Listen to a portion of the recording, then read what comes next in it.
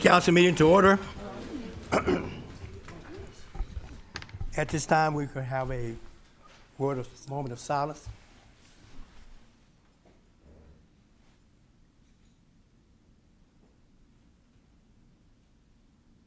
Thank you. Ask Councilwoman Millie Conway if she would lead us in the pledge. I pledge allegiance to the flag of the United States of America and to the republic for which it stands, one nation, under God, indivisible, with liberty and justice for all. You okay, Todd? Okay.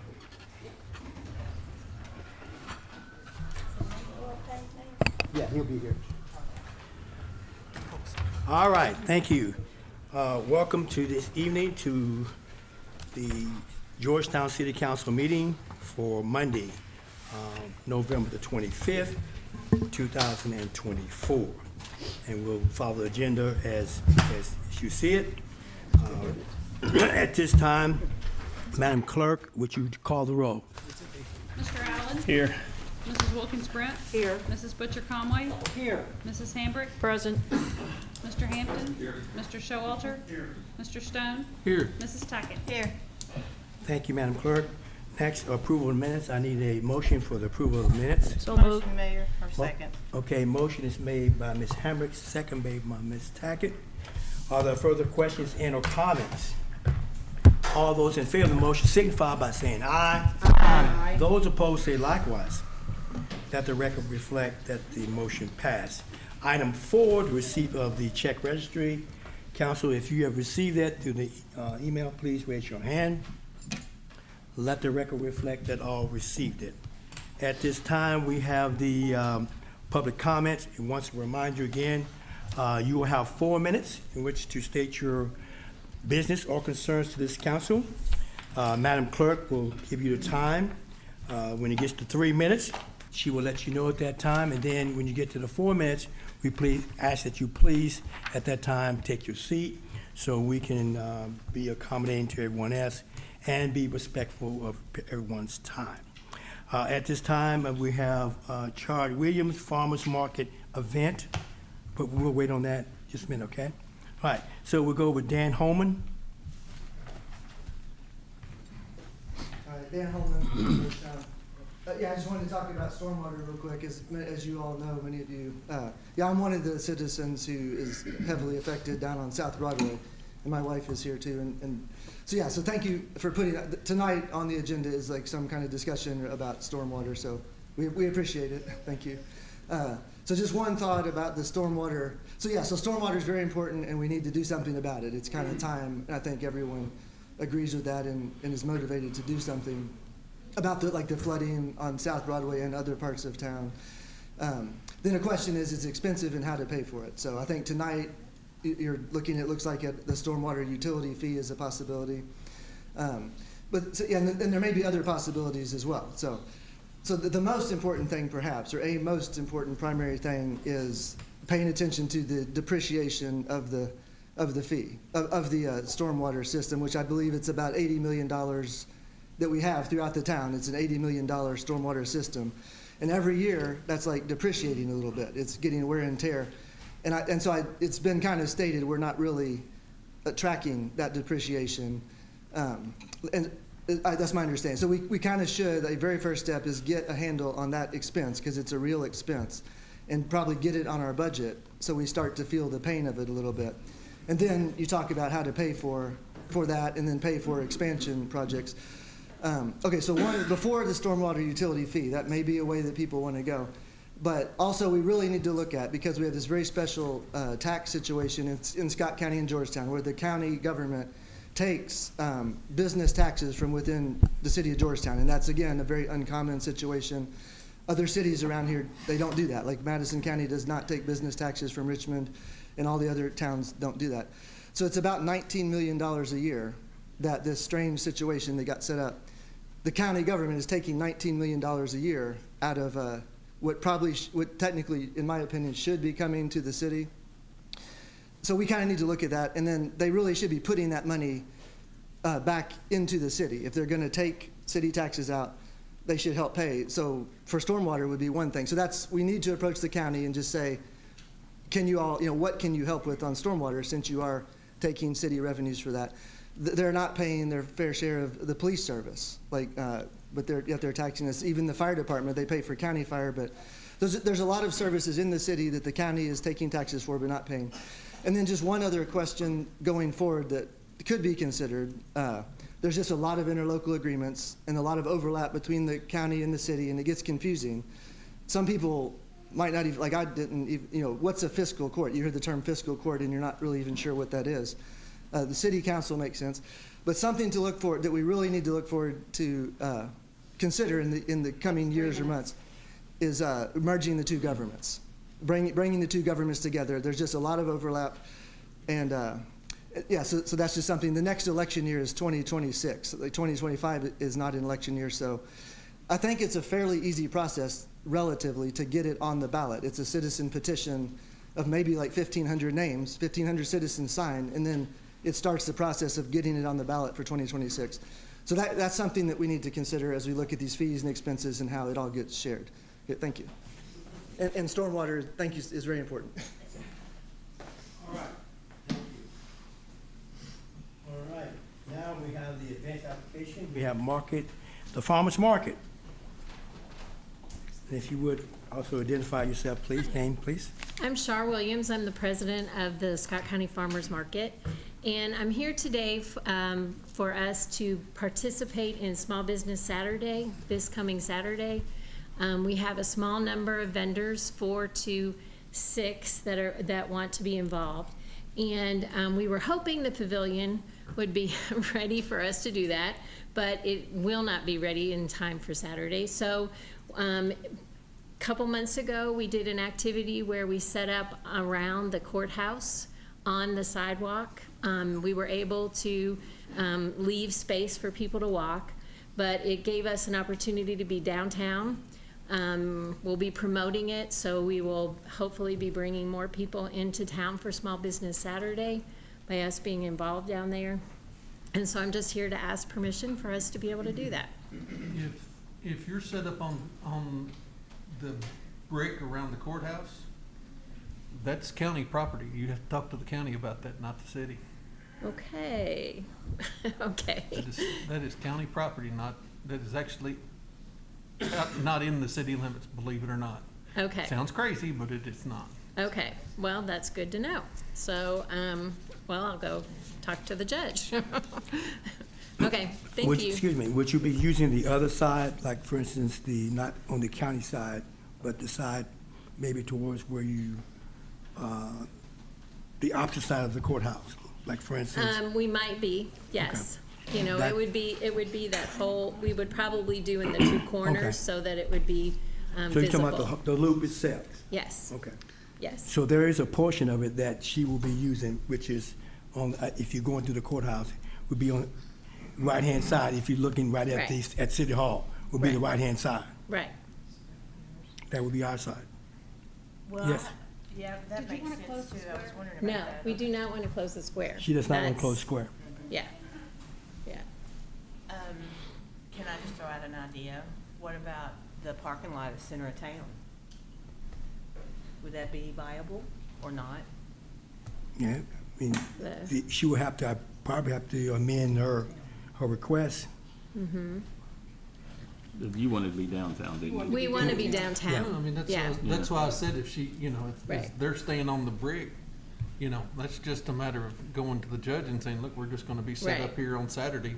Right. You Well, know, and I think It that's. doesn't really require anything from us. Yeah, I think that's what happened for us in October, but when I called it, I was told to go ahead and apply here too. So I will call the judge and get that You want to do taken it care this of. Saturday? Yes, Well, whatever portion that's the city that's going to be Yes, part of it. yeah, can we not I think go we ahead can and do approve that. So the Okay. side that which you're gonna use on. okay. So if the motion would be that, if you wanna make a motion to allow them to use the side, which is the Belongs to the city. city.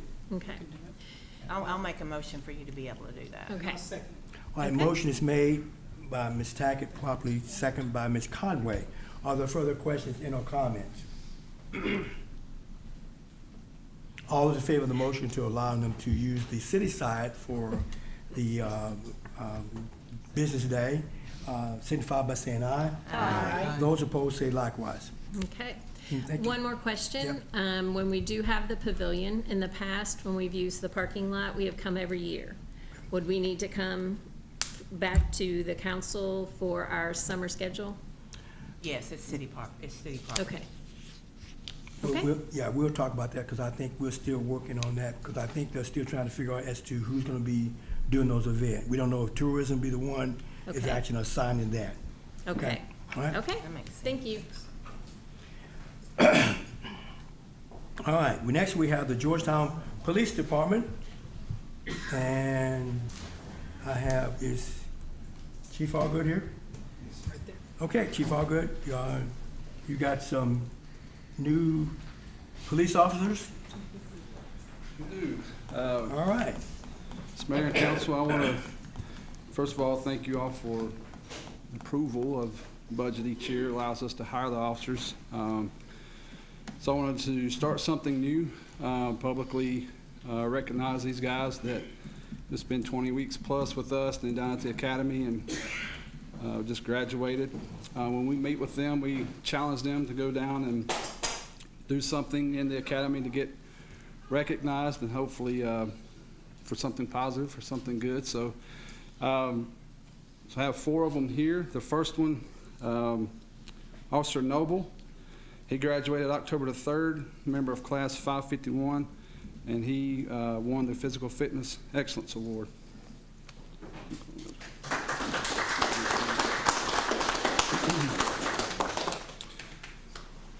Then the next class, 552, they graduated November the 7th.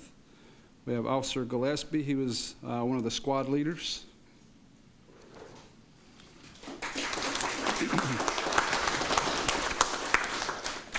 Next, we have Officer Stratman. He won the Academic Achievement Award. He was a recruit of distinction, and he was the class adjutant. And then we have Officer Walling. He was in charge of the special projects for class 552.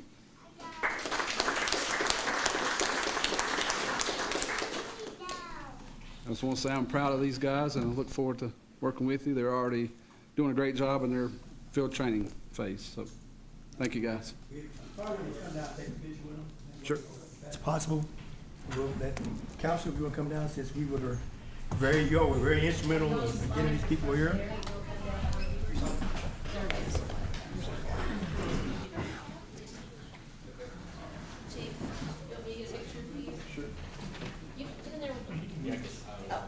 You got it covered.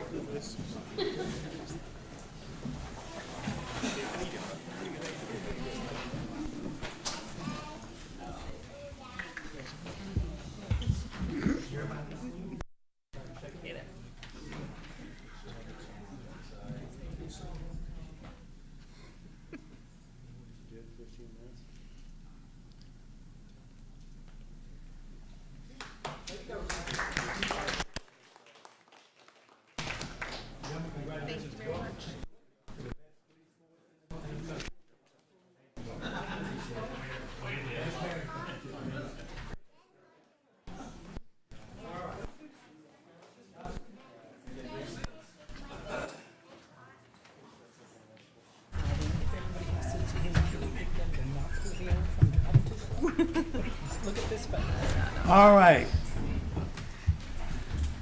It's always good to see that we have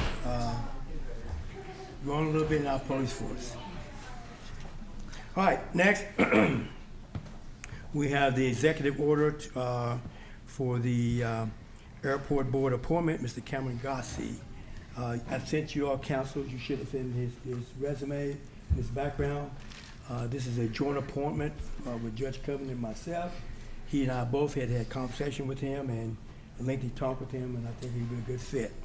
If I can have a motion, please. Second. Motion is made by Mr. Hampton, second by Mr. Allen. Are there further questions and or comments? All those in favor of the motion, executive order appointing to the airport board Cameron Gossi, signify by saying aye. Aye. Those opposed say likewise. Next, before I get to the, get Drew Parker up here, Drew up here for the Georgetown, Scott County Parks and Rec, Georgetown, Scott County Park and Rec update. A couple of things I want to bring to your attention, council, as for the updates. On December 9th, which is our next meeting, we're going to have some updates as requested. We're going to have an update for City Hall, updates for Republic, and also the housing study that was done. That will be on December the 9th. All right? And also, for Christmas, there will be the Christmas parade on December the 7th. And if you're interested in taking part in the parade, just email Wendy, my executive assistant, and she can get you coordinated and scheduled for that if you want to do that. And also another announcement here is that the December 23rd meeting for council will be canceled. We'll send out the notices. As you know, that is during the time of Christmas, and we have a lot of people that are going to be out for family functions and so on. And we want to make sure that that everybody knows ahead of time. Now, at this time, item B, Georgetown, Scott County Parks and Rec update. Mr. Drew, you up for Parks and Rec? Yes. Thank you, Mayor, Council, for the opportunity to give you some updates from Parks and Rec. If you don't know me, I'm, I guess, still a new director, 5 months now. Some days it feels like 5 years, and some days it feels like 5 days. So it has flown by. We've had lots of exciting things happen in a short amount of time that I'm happy to update you on. One of the main things I hope you'll see soon is there'll be some signage going up at all of our parks. Hopefully you've realized, like my wife and I did when I took a tour of the parks, that most of them had no signage telling you where you were. So that's one of those small victories that I think we can do that'll help beautify the area and let you know where you are with a nice new sign at all of our public parks. So we're excited for that. That should happen over the winter here, weather permitting. Another big update is we have applied for accreditation. So it's much like any other entity. Parks and Recreation has an accreditation process. It's called CAPRA with a C if you want to look up what that's all about. We've submitted all of our documentation to the National Parks and Recreation Association and hope to hear something the first quarter of 2025 if they've accepted that, or they're going to come give a site visit to our department in the first quarter, so we welcome that. I think if we are to be accredited, we'll be the 4th department in the state. So there's only Lexington, Louisville, and Fort Knox, I think, are the current accredited departments. So we would be behind them. So pretty exciting times for our department. If you don't regularly go to our parks, we have made, again, a bunch of improvements here in the few months that I've been around. We almost have a disc golf course now. We're still waiting on the baskets to be delivered. They got stuck in customs for a few months, like lots of other things. But as soon as those come in, we're ready. The tee box pads and the holes are ready. We just need the baskets to install them, so that'll be a neat passive play. We have 9 holes at Brooking Park and 9 holes at Scott County Park. So you can play 18 if you walk through the tunnel that connects the 2 parks. So that'll be a neat passive play experience there. We've done some beautification things. The fence at Scott County Park, if you saw that, it looks like plank fencing. I would call it horse farm fencing, is what it looks like to me, but I think it's a lot prettier than the standard road metal fencing that you see along the road other places. So we're excited for that. We've made quite a few incremental improvements also at the pavilion. If you come out to visit me there, I'd be happy to show those off to you. Some new flooring in areas. We've tried to paint, just some updates. Still a beautiful building, but definitely starting to age a little bit, like me. But 25 years still pretty, but definitely need to update some colors and paint and flooring, things like that. So we're trying to do those a little bit at a time as budget allows and time allows, but I hope you come out and visit me. I'd be happy to show those off to you. We're still in the process. Some of you probably followed along with the renaming of Ed Davis Park. So our Parks Board has continued to take that on. We did work on a policy within our department to do that. And then our board actually did, kind of vote on that process. So that should be coming your way here shortly. I think you all have to work on a policy on your end so that the next time somebody wants to rename a park, we have that policy in place. So we're learning all kinds of things together. I've also proposed some other improvements here for the city that I'd be happy to talk about, or I'll be brief with them. But I've proposed adding a walking trail at Ed Davis Park. That would be a great amenity for that neighborhood. It's been requested many times, so it'd be all kind of throughout the park, just about a third of a mile around. There is lighting in the park that we could use, but we do have that quote that we've passed along. Lighting at Marshall Park, if you've been to the lower Marshall Park and seen the the telephone poles that are at a interesting angle currently for the lights, but we do have that price, and you all did set aside some money for Marshall Park improvements, so I'm hoping that's one that we can get done shortly for you. And then, of course, the bathroom facility at Upper Marshall by the football facility. So those are the things we're looking into. You did set aside a good amount of money for us to do those, but those should be hopefully coming shortly. I'm happy to answer any questions or whatever. Harper accreditation, what's the benefit in that? Is there any type of funding benefits that opens the door for the parks, or? Yes, yeah, so it definitely opens you up to some grant funding that only accredited departments are able to apply for. I think the main benefit, I did this in my public health days, is it lets the community know that you have a top-notch department, that we're doing the things that we're supposed to be doing, the things that we're funded to do, and doing them at a high level. So I think, to me, that's the benefit, but it also opens some doors for funding that wouldn't be open otherwise. I have a question. Does the accreditation include needing to have special needs categories for handicapped children? And because I know we have some of that at the pavilion. Yeah, so we do ADA accessibility is part of that. We did just approve a plan within our board to work on bringing our parks up to that compliance. We've actually, probably done a handful of those projects already. The boat ramp at Scott County Park, we've made that handicap accessible now. Some of our shelters throughout the parks as well, we've added some ramps so that those are accessible for all members of the community. But we already did have some existing, the playground behind the pavilion was fully accessible. It was built with that in mind.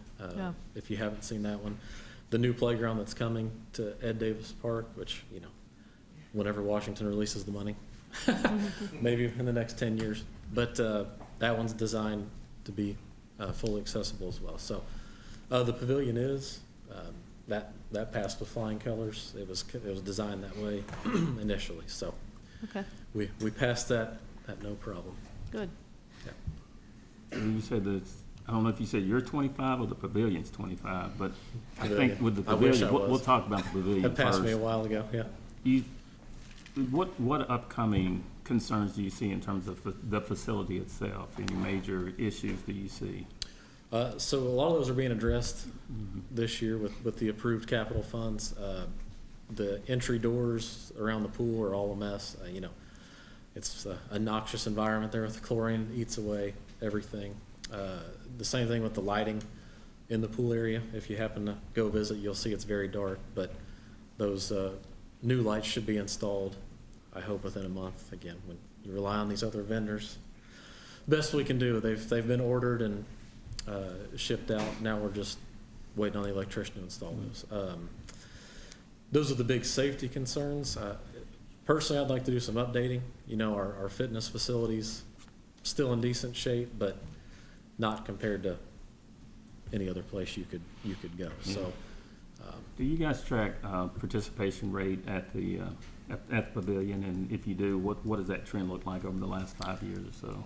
as far as And number of people visiting the pavilion, participating in any events at the pavilion? yeah, so that holds pretty steady.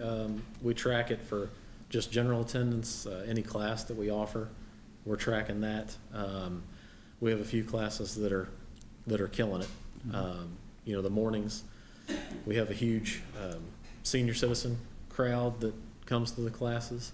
And then, you know, as you get younger, that's more swimming and basketball, things like that. So we kind of cover you from cradle to grave, I feel like, so. I have another question. I know that I've talked to people at the Parks Department in the past that there are scholarships given for young people who can't afford to join the leagues. Yep. What funds those scholarships? Is that the Friends of the Park, or is there an application process? And do we advertise that so that it's even in the minds of some families that Yep. can't afford it? Yeah, both, and yes to all of those questions. The Friends of the Park help us fund those scholarships. What they don't, our board helps set aside funds. The last thing we're going to do is turn away a child so that they can't play some of our sports. But yes, definitely they're advertised. You know, they do have to come to the pavilion. There's some paperwork to fill out that help us determine what, you know, what level of scholarship you get. That kind of depends upon the sports league as well. Some 50-50 is the best we can do, or others, you know, you can provide a little more funding, but Okay, it's kind of league dependent. thanks. All right. Mr. Beckett, thank you very much. Yeah, thank you. Appreciate it. Appreciate the time. Next, we're bringing up the stormwater utility fee.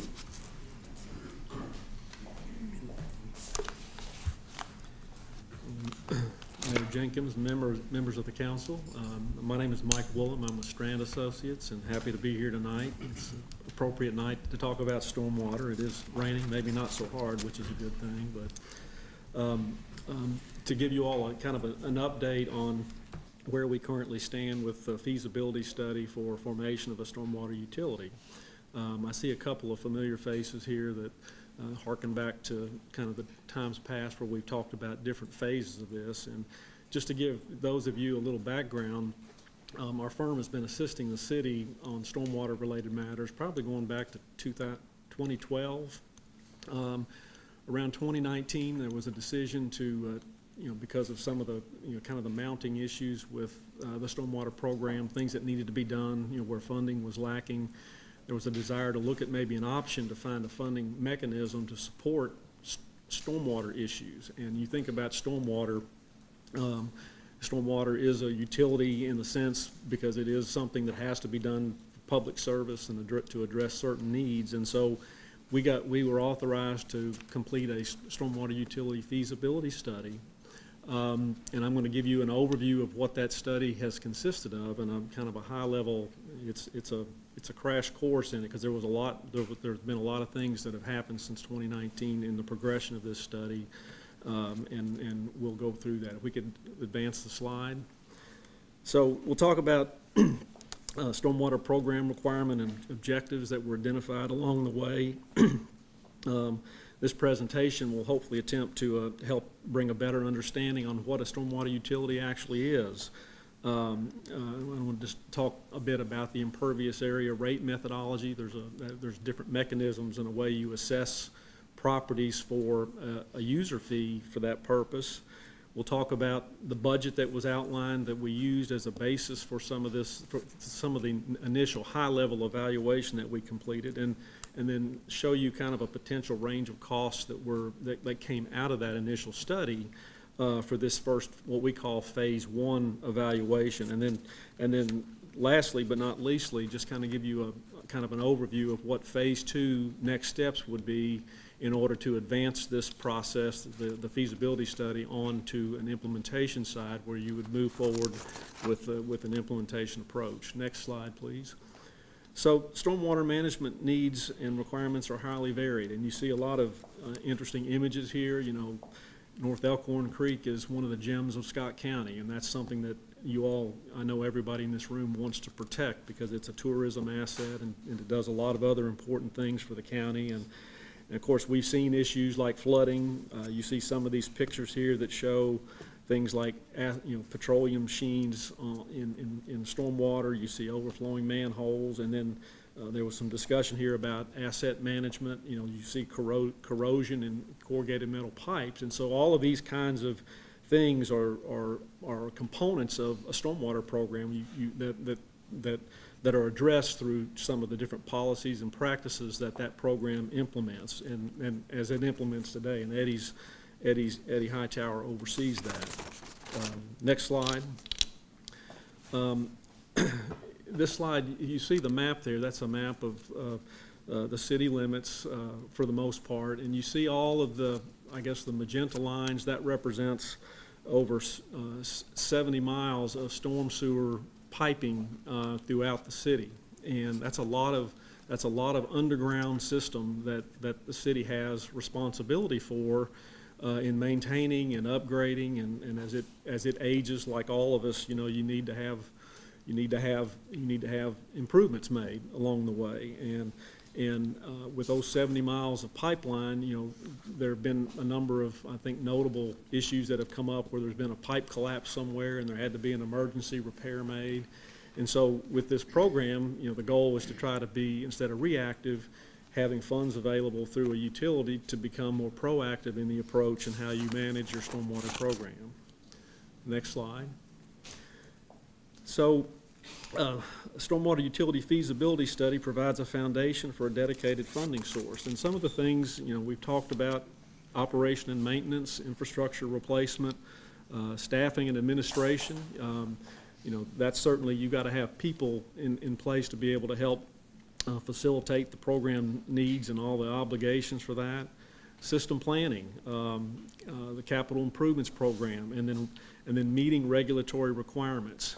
And this little graphic on the right sort of identifies sort of the core elements of the feasibility study. You know, it first begins with kind of the type of entity that you're trying to create, the financing mechanism, and then developing a rate structure, defining program needs, and then establishing a billing options. There's different billing options and approaches that could be taken. So you have to figure out all of those things in order to implement an actual stormwater utility and draw revenue from the users out in the city that are located throughout the city. Next slide. So what is a stormwater utility? And it's a utility established for the purpose of managing stormwater and imposing charges for the recovery of costs. I mean, I think that sums it up very nicely. And if you think about, just like I was saying earlier, it's essentially a user fee. Some people kind of refer to it as a rain tax, but in reality, it's like any other utility. It's a user fee, and everybody has an impact that causes water to run off into a storm sewer or into a creek or a channel. And all of those different assets have to be monitored and maintained by the city or the county or whoever has jurisdictional authority over that. And so a user fee is a legitimate mechanism to help pay for those the services needed for that purpose. Next slide. Well, let me back up one. I want to just show if you could. So the red dots on that slide, just to illustrate what that was, every one of those dots represents a stormwater utility that's been created in the U.S. since, and that I think that graphic actually dates to 2021. So there's considerably more since then. But you can see how they're all over, and they're obviously concentrated in larger cities and metropolitan areas, and here in Kentucky, we've got a number throughout the state as well that I'll show you a list when we move forward. Next slide. So in forming the utility, there are certain policy decisions that drive the budget and user fee, and it starts out with area of service. What's the area that's going to be covered? Are you going to cover responsibility for pipe on private property, or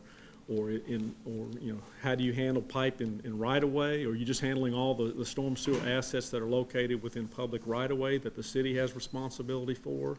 That's one policy decision. Extent of service, just what does the city want to include as the service aspect of its stormwater program? Are you going to clean and televise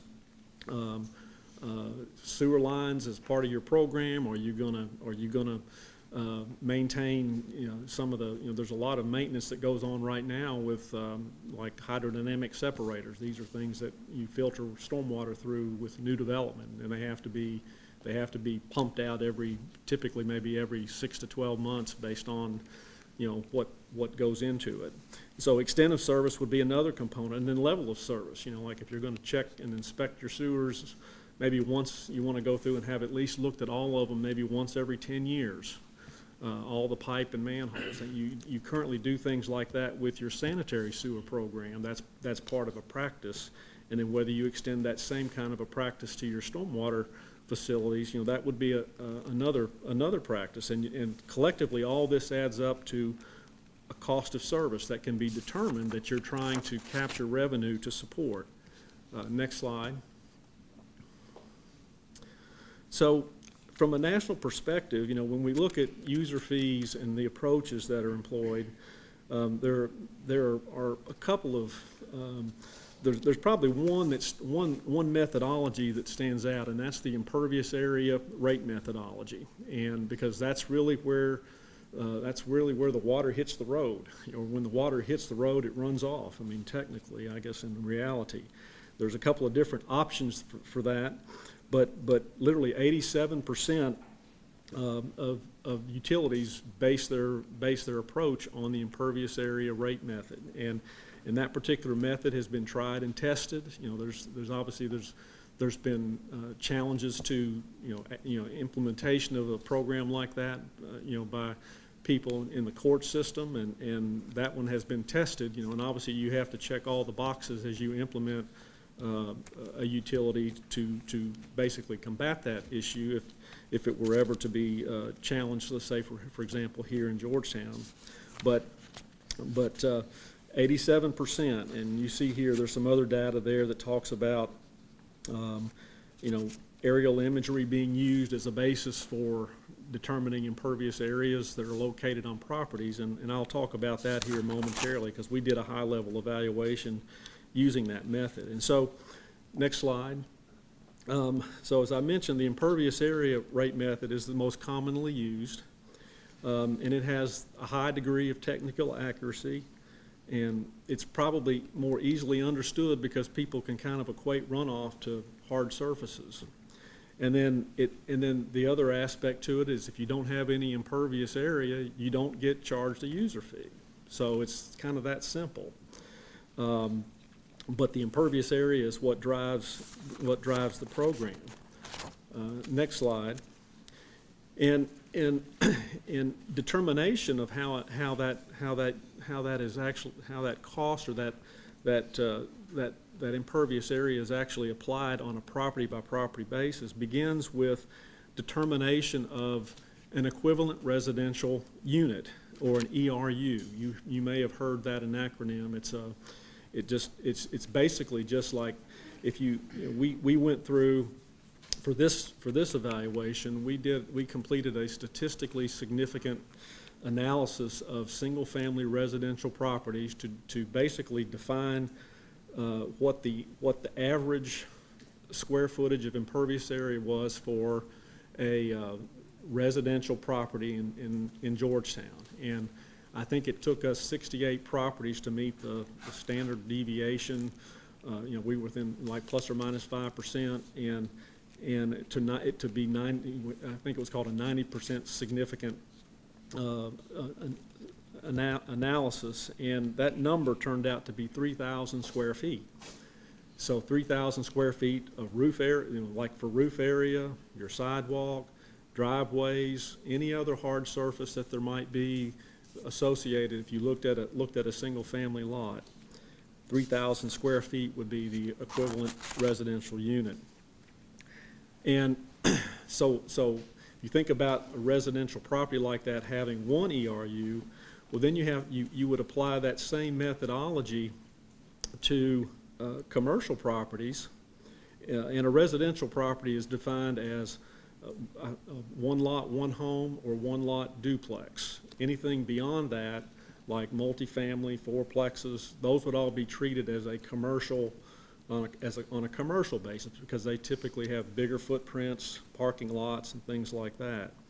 So we've got, next slide, I'll show an example of how we look at a commercial lot. You know, this is a footprint of a commercial building. You see the building area, you see the parking lots, and then the grayed out areas are islands. Those are grassed islands. And this particular property had 71,600 square feet of impervious surface. And so if you divide that by 3,000, this particular property has 24 equivalent residential units. So this particular property would pay 24 times what a single residential property would pay. And so that's kind of the sort of the foundational approach here as you look at this, is that you're trying to basically get an accurate evaluation of each property when it comes down to their impervious surface and how that is affected in the number of ERUs that result from that. Next slide. So as a part of the feasibility study, one of the evaluations that we completed was a citywide analysis of impervious area to try to understand how many ERUs you could generate within the city limits in order to see what the revenue potential for that would be. And so we were able to use, there's something called 4-band color aerial imagery, digital imagery, and we ran an analysis, and we were able to basically, this graphic that you see, all the orange area that you see there is actually impervious area that was generated from that evaluation. And through that evaluation, and we also looked at the parcels, like all the real estate parcels within the city limits that overlay this area. And so what we found is that based on the current zoning within the city's GIS system, there were 11,158 residential properties, so that would be equivalent to 11,158 ERUs for residential properties. And then there were 2,075 non-residential parcels, which could be, like I said, apartments, industrial buildings, commercial buildings, any kind of facility like that. And that area totaled over 76 million square feet and translated to 25,519 ERUs. So in total, we see approximately, let's say, 36,000, 37,000 ERUs that the city would actually have for the purpose of generating revenue, which is about a 30-70 split between residential and non-residential. And like you kind of get an understanding there of what that foundation is. Next slide. So in 2022, January of 2022, we actually had a stakeholder meeting, and it included representatives of various agencies, businesses, industry. We had someone from Scott County Schools that attended. I mean, we tried to get a very diverse spectrum of participants to help bring a level of understanding to all the material I'm sharing here today, and how we go about establishing a utility to get their thoughts on things. And you can see here kind of the feedback that we got from that. 50% obviously have noticed stormwater issues within the last 5 years, and all of them felt like maintaining a storm sewer system is important. It's important for the community. It's important to project the right image with the city, and to do the right thing by having a well-run stormwater program. I think 89% or 78% said they would be willing to pay a monthly fee for that purpose, of the participants in that. And then 89% thought the impervious area rate methodology was the most understandable. We went through, and it was a bit of a longer workshop with them, but they went through this same presentation. And then 56% of the respondents thought the impervious area method was the most fair and equitable. And then obviously they also mentioned lastly that there would be, they would recommend like education and credits, where let's say commercial property would be able to do, if they did something over and above, maybe they would be able to get some credit against what their actual stormwater utility fee assessment would be. So, and just by definition, if you develop a stormwater utility, a credit program is a requirement. So they hit the mark on that. They got that, and that would be something that would be an actual policy that would drive that. Next slide. So the next thing that we did, we worked with the city and Eddie's department and Stacy to develop a stormwater program budget. And again, this is kind of we're just trying to do this trial evaluation, and so it's like, well, let's see what we get. We're gonna identify, what the labor costs are for this purpose. We're gonna look at equipment costs, because it costs money to operate heavy equipment and do the things that they have to do for maintenance. And then they have contractual service requirements. They've got program obligations for the MS4 permit, which the city is obligated for, where they have certain things that they have to do to meet EPA and Kentucky Division of Water requirements for their stormwater program. And that number tallied $2.6 million. Now that budget also included, if you look at the bottom of this, you probably can't see it, but there was a line of credit included for $10 million in capital projects, 20 years at 6% interest. So there was an anticipation of $860,000 annually in debt service to try and be able to implement capital projects proactively instead of reactively. So $2.6 million. Next slide. So to bring a better understanding to that $10 million, Eddie and I worked together to develop I guess kind of a capital budget that would be needed based on what we saw as maybe key projects, like capital projects. I think there was some equipment needs for a vac truck that was included there. And there's about 20 major projects on here, and they total over $25 million based on some very high-level analysis of cost. And so the point being, the $10 million was not an unreasonable number for identifying a budget for capital projects as was allocated. So next slide. So basically, in evaluating that with all the ERUs, it turned out when we had the cost and had the number of ERUs that were available, we came down with a cost per ERU of almost $6 per ERU, which would translate annually, every month. That's a monthly charge times 12 would translate to $71.16.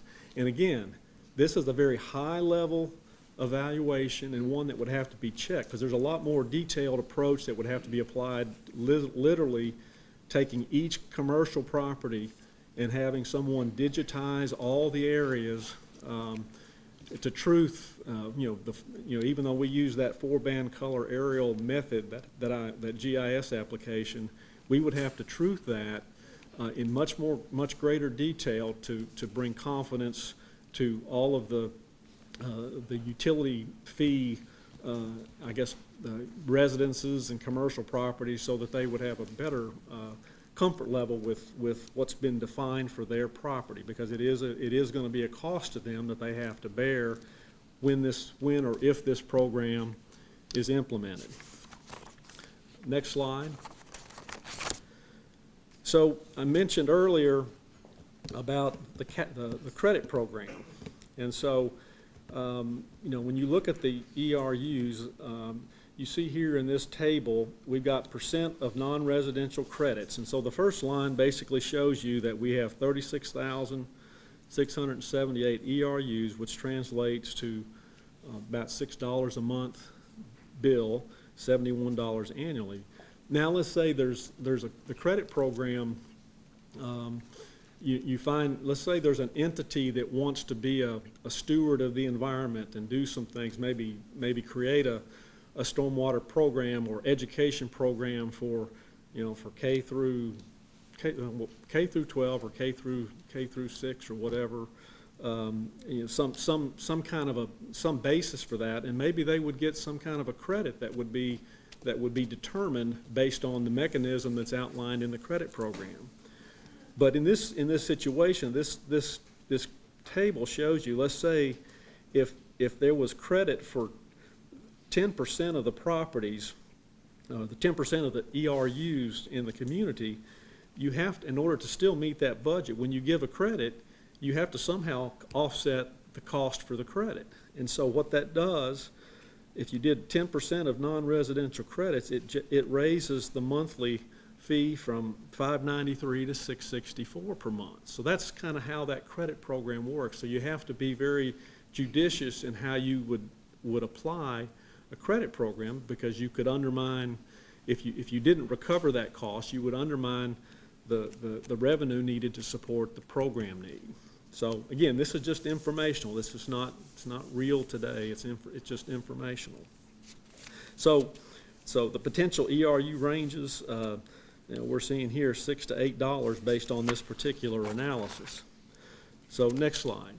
So where would Georgetown stand in the broader context with other communities in Kentucky? And so we created this table. We did some research, and again, this is probably a little dated because this presentation was originally slated for, it's been, I guess it was going to happen last year, but it kind of got pushed. But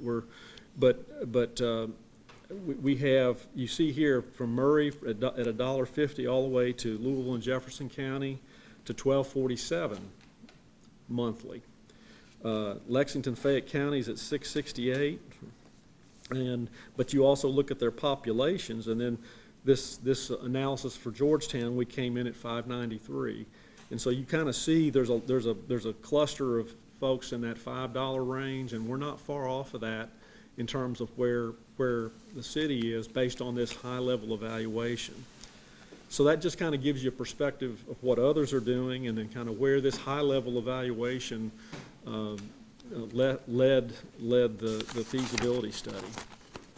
So next slide. So knowing that kind of that basis, in order to really I guess advance this effort for phase 2, there's a number of additional steps that need to be made, and it starts with formal selection of the rate methodology, and then to calculate the ERUs, using the more detailed approach that I had mentioned earlier.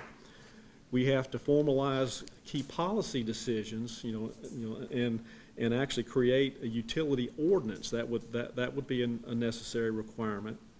There would also be a need for public education and stakeholder outreach. And then also discussions to formalize a billing process, how that would be accomplished and with whom. And and there have been some preliminary discussions about how some of that possibly could be done. And then we had shown here a timeline for that, and this phase 2 portion would actually take about 12 months to implement, whenever or if the city is prepared to do that. That would be the next step. And I know I've just inundated you with a lot of information, and it probably scares some people, but it's kind of it's where things are, and it's kind of what every other community in Kentucky, with populations like Georgetown, are dealing with, and they're struggling to figure out how to pay for their stormwater program. And the federal government, mandates certain things, and Eddie can tell you it changes every permit cycle. They add new requirements and new things that Eddie's team has to basically address as part of his effort. So with that, I'll answer any questions. I noticed in our packet this time that the, I think it's 300 feet of pipes that we're gonna be doing for the Justice Center, and they were built in 1890. Are you talking about the new Justice? Eddie, come on up here, please. Yeah. You- I'm not sure I understood. Well, I was wondering how many other underground structures we have that stormwater's having to carry water from that were built in the late 1800s, early 1900s, which is like Yeah. incredible. I can't answer that off the top of my head, but we've got, And are they mostly downtown areas? the downtown areas, the older the area, the older the infrastructure, and Mhm. the more replacement needs there are out there. There's, if you consider a 50-year life expectancy for a. Is that what it is? Yeah, well, sometimes they go much longer than 50, but that's like what we like to use is a 50-year design life. You can take the older neighborhoods and get a good idea of what they've got out there and how old that is based on when the homes were built and developed. And you're gonna have a better sense of, well, we're probably gonna have to look at a project in these neighborhoods. And that's kinda how we do things. Right now, as we find problems, we fix them. If we have an area where there's pocket flooding, and where there's, a collapse in a pipe. You remember what happened at Walmart, for Yeah, I example, was that thinking time? about that. One project like that'll eat up, $500,000 just really, like, before you can snap your fingers. And they just happen. They happen, and we just react to them and do the very best we can to get it fixed as quickly as possible. I just wonder how many of our pipes you would think are, have you ascertained what percentage is in Is in like, late stages of life? we have done some preliminary, analysis like that, and I can get you that information. I just, I don't have it right in front of me right now, so I hesitate to throw out a number that wouldn't be accurate. I'd like to go back Because I and think just get data them. like that would be helpful when we try to figure out, well, how aggressive do we need to be with the rate Yeah. utility fee? Yeah. Are we in an emergency situation? Are we like, So you where would are be we? looking for like an age of infrastructure, and yeah. versus percentages in terms of the whole? Yeah, okay. Because this is a big impact on people's bills, and we want to be Mhm. good Yeah, it is. stewards of, Absolutely. but yet it's a need. Yeah, it is. Very much.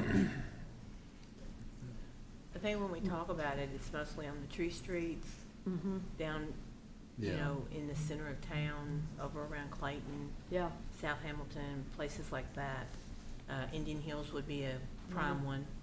I think though, correct me if I'm wrong, but as we've moved forward with planning and zoning, they do look at making sure that stormwater and all of that is better than it used to be, with sidewalks, curbs and gutters, and you know Yeah. what I'm saying?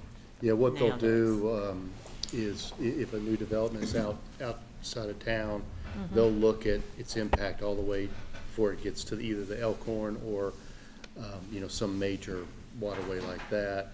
They'll look at the infrastructure along the way and make sure that they're not creating a problem downstream from the new development that, in the water that's gonna come through there. Plus, they have to build retention ponds and that sort of thing to hold that water back, before, and slowly release it where they have a net zero impact. In other words, whatever's coming off before they develop is gonna be the same as post-development. So the discharge off of a site is gonna be the same pre and post-development, and that's how they size the infrastructure and size the basins that they need to capture that water and not push it off on the neighbor.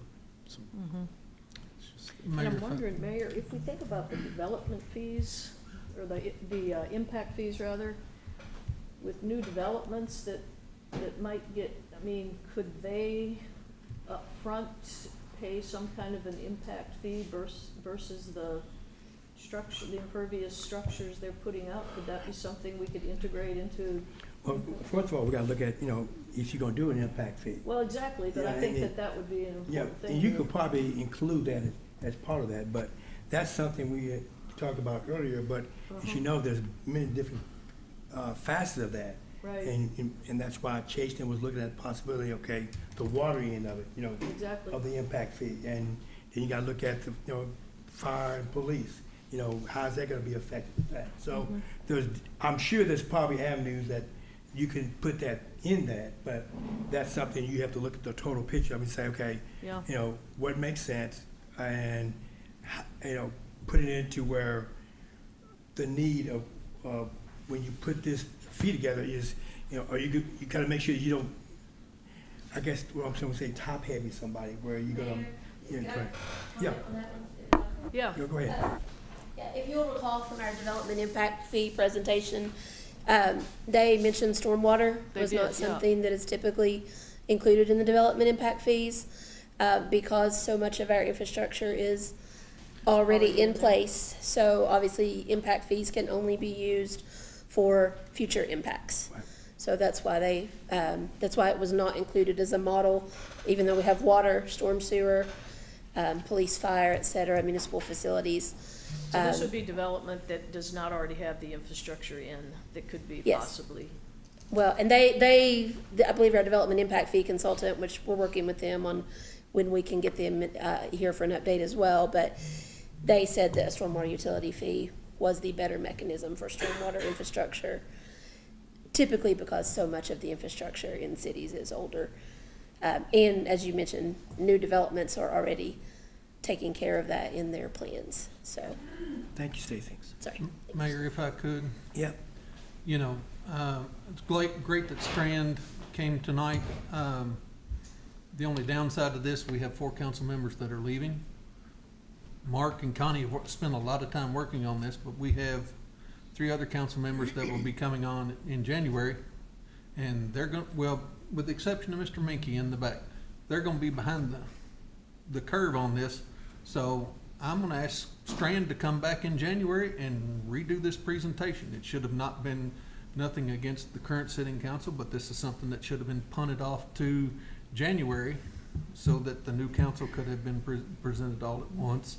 And instead of having them come back and part of another potential fee for having them come back here and make that presentation again. well, I would think that would probably be the best avenue anyway, that, any future costs or anything that we're gonna spend money on, it should be with the new accounts coming in. And so, but this is mostly for information that this council asked for an update. Absolutely. So we gave you an update and at that time to look at that, and so that's what we're doing. And And the other- I'm all for that. I just want to make sure that the new council members coming on, that they're up to speed on this as well, because this is a major project, so.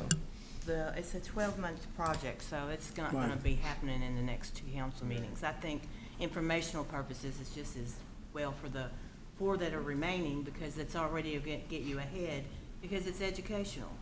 And to get you all aboard, and then hopefully maybe the new council coming on will go back and look at the presentation on YouTube. That's why we do what we do, and then be ahead of themselves. And I don't disagree about taking it forward for the next council, but at least it's getting started and have an understanding about it that's going on. Absolutely. I have a couple questions. Page 13, you talk about the stakeholder workshop and some survey. How many people had actually participated in that survey? I think it's on page 13, you talk about it. We had a pretty good sized room. It was held at the library, public library, in the public meeting room back. Like 50, wasn't it? Yeah, it was a good turnout. I was really surprised we had that many people. I don't remember, I'm pretty sure we had a sign-in sheet. I'm gonna go back in my files and see how many exactly we had. Okay. And can you give an example of what what a credit would look like for a residential? And for a residential and a non-residential, what would a credit even look like? Yeah. Typically, you wouldn't extend the credit program to a single residential unit. So residential would not have the That's opportunity correct. for You would credits, not do only the that. non-residential. So what would a non-residential I credit mean, I look guess like? you could, but again, you got to be careful about how you develop the program, not to undermine the revenue generation aspect of it. Right. You know, on the, you know, if you look from an industry standard perspective, you know, they could be doing things to implement, let's say they decide to adopt a stream or something and go in and restore the stream and bring it back to a more stable condition, you know, which is over and above maybe what their obligation would be in any sense. That could be considered some sort of a benefit from the community standpoint. There could be demonstration projects, you know, like there was a rain garden that was constructed over, what was Coca-Cola, I think.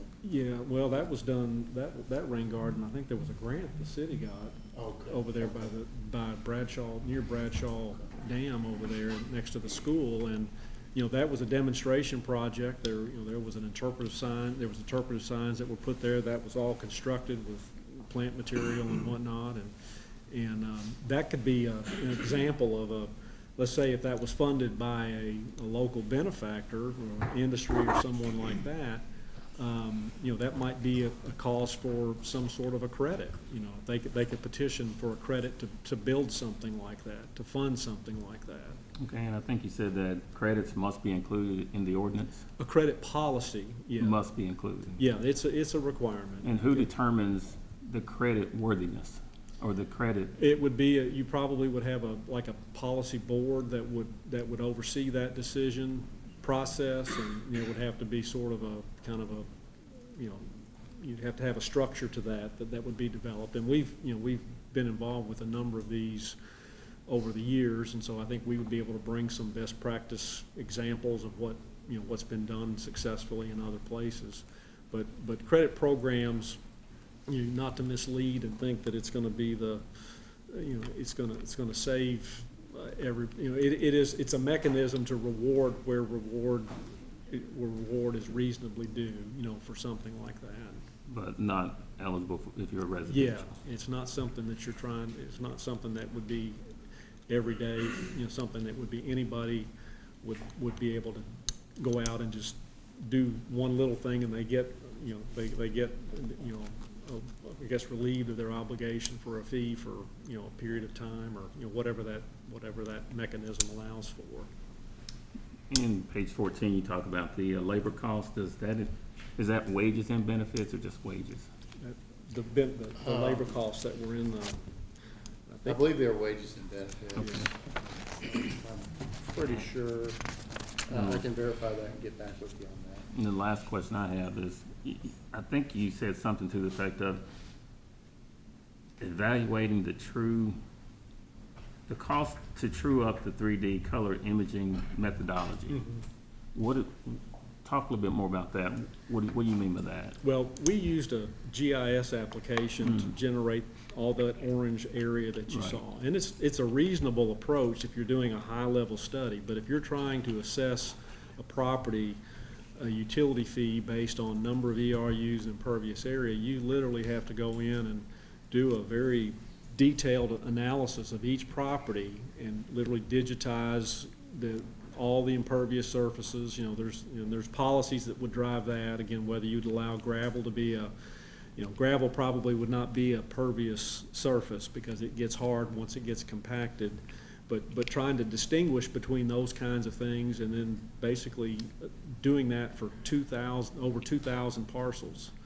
And, you know, this was done back in 2021, and that was so how many more parcels have been created, you know, just as the city has continued to grow, you know, so that has to be done. How often would you have to update that? Well, once you do it, you're done. Now that's not to say that there would be a way for let's say a property owner, let's say you have an industry that expands in a few years, and through a development plan process, you see where there's additional impervious area being brought on board. There would have to be a mechanism between planning and the utility to basically, capture that impervious area and the number of ERUs so that their fee would be correctly adjusted. Conversely, and we see this some in some places, I've seen it like in other communities where a lot of these big institutions are removing pavement. Mm-hmm.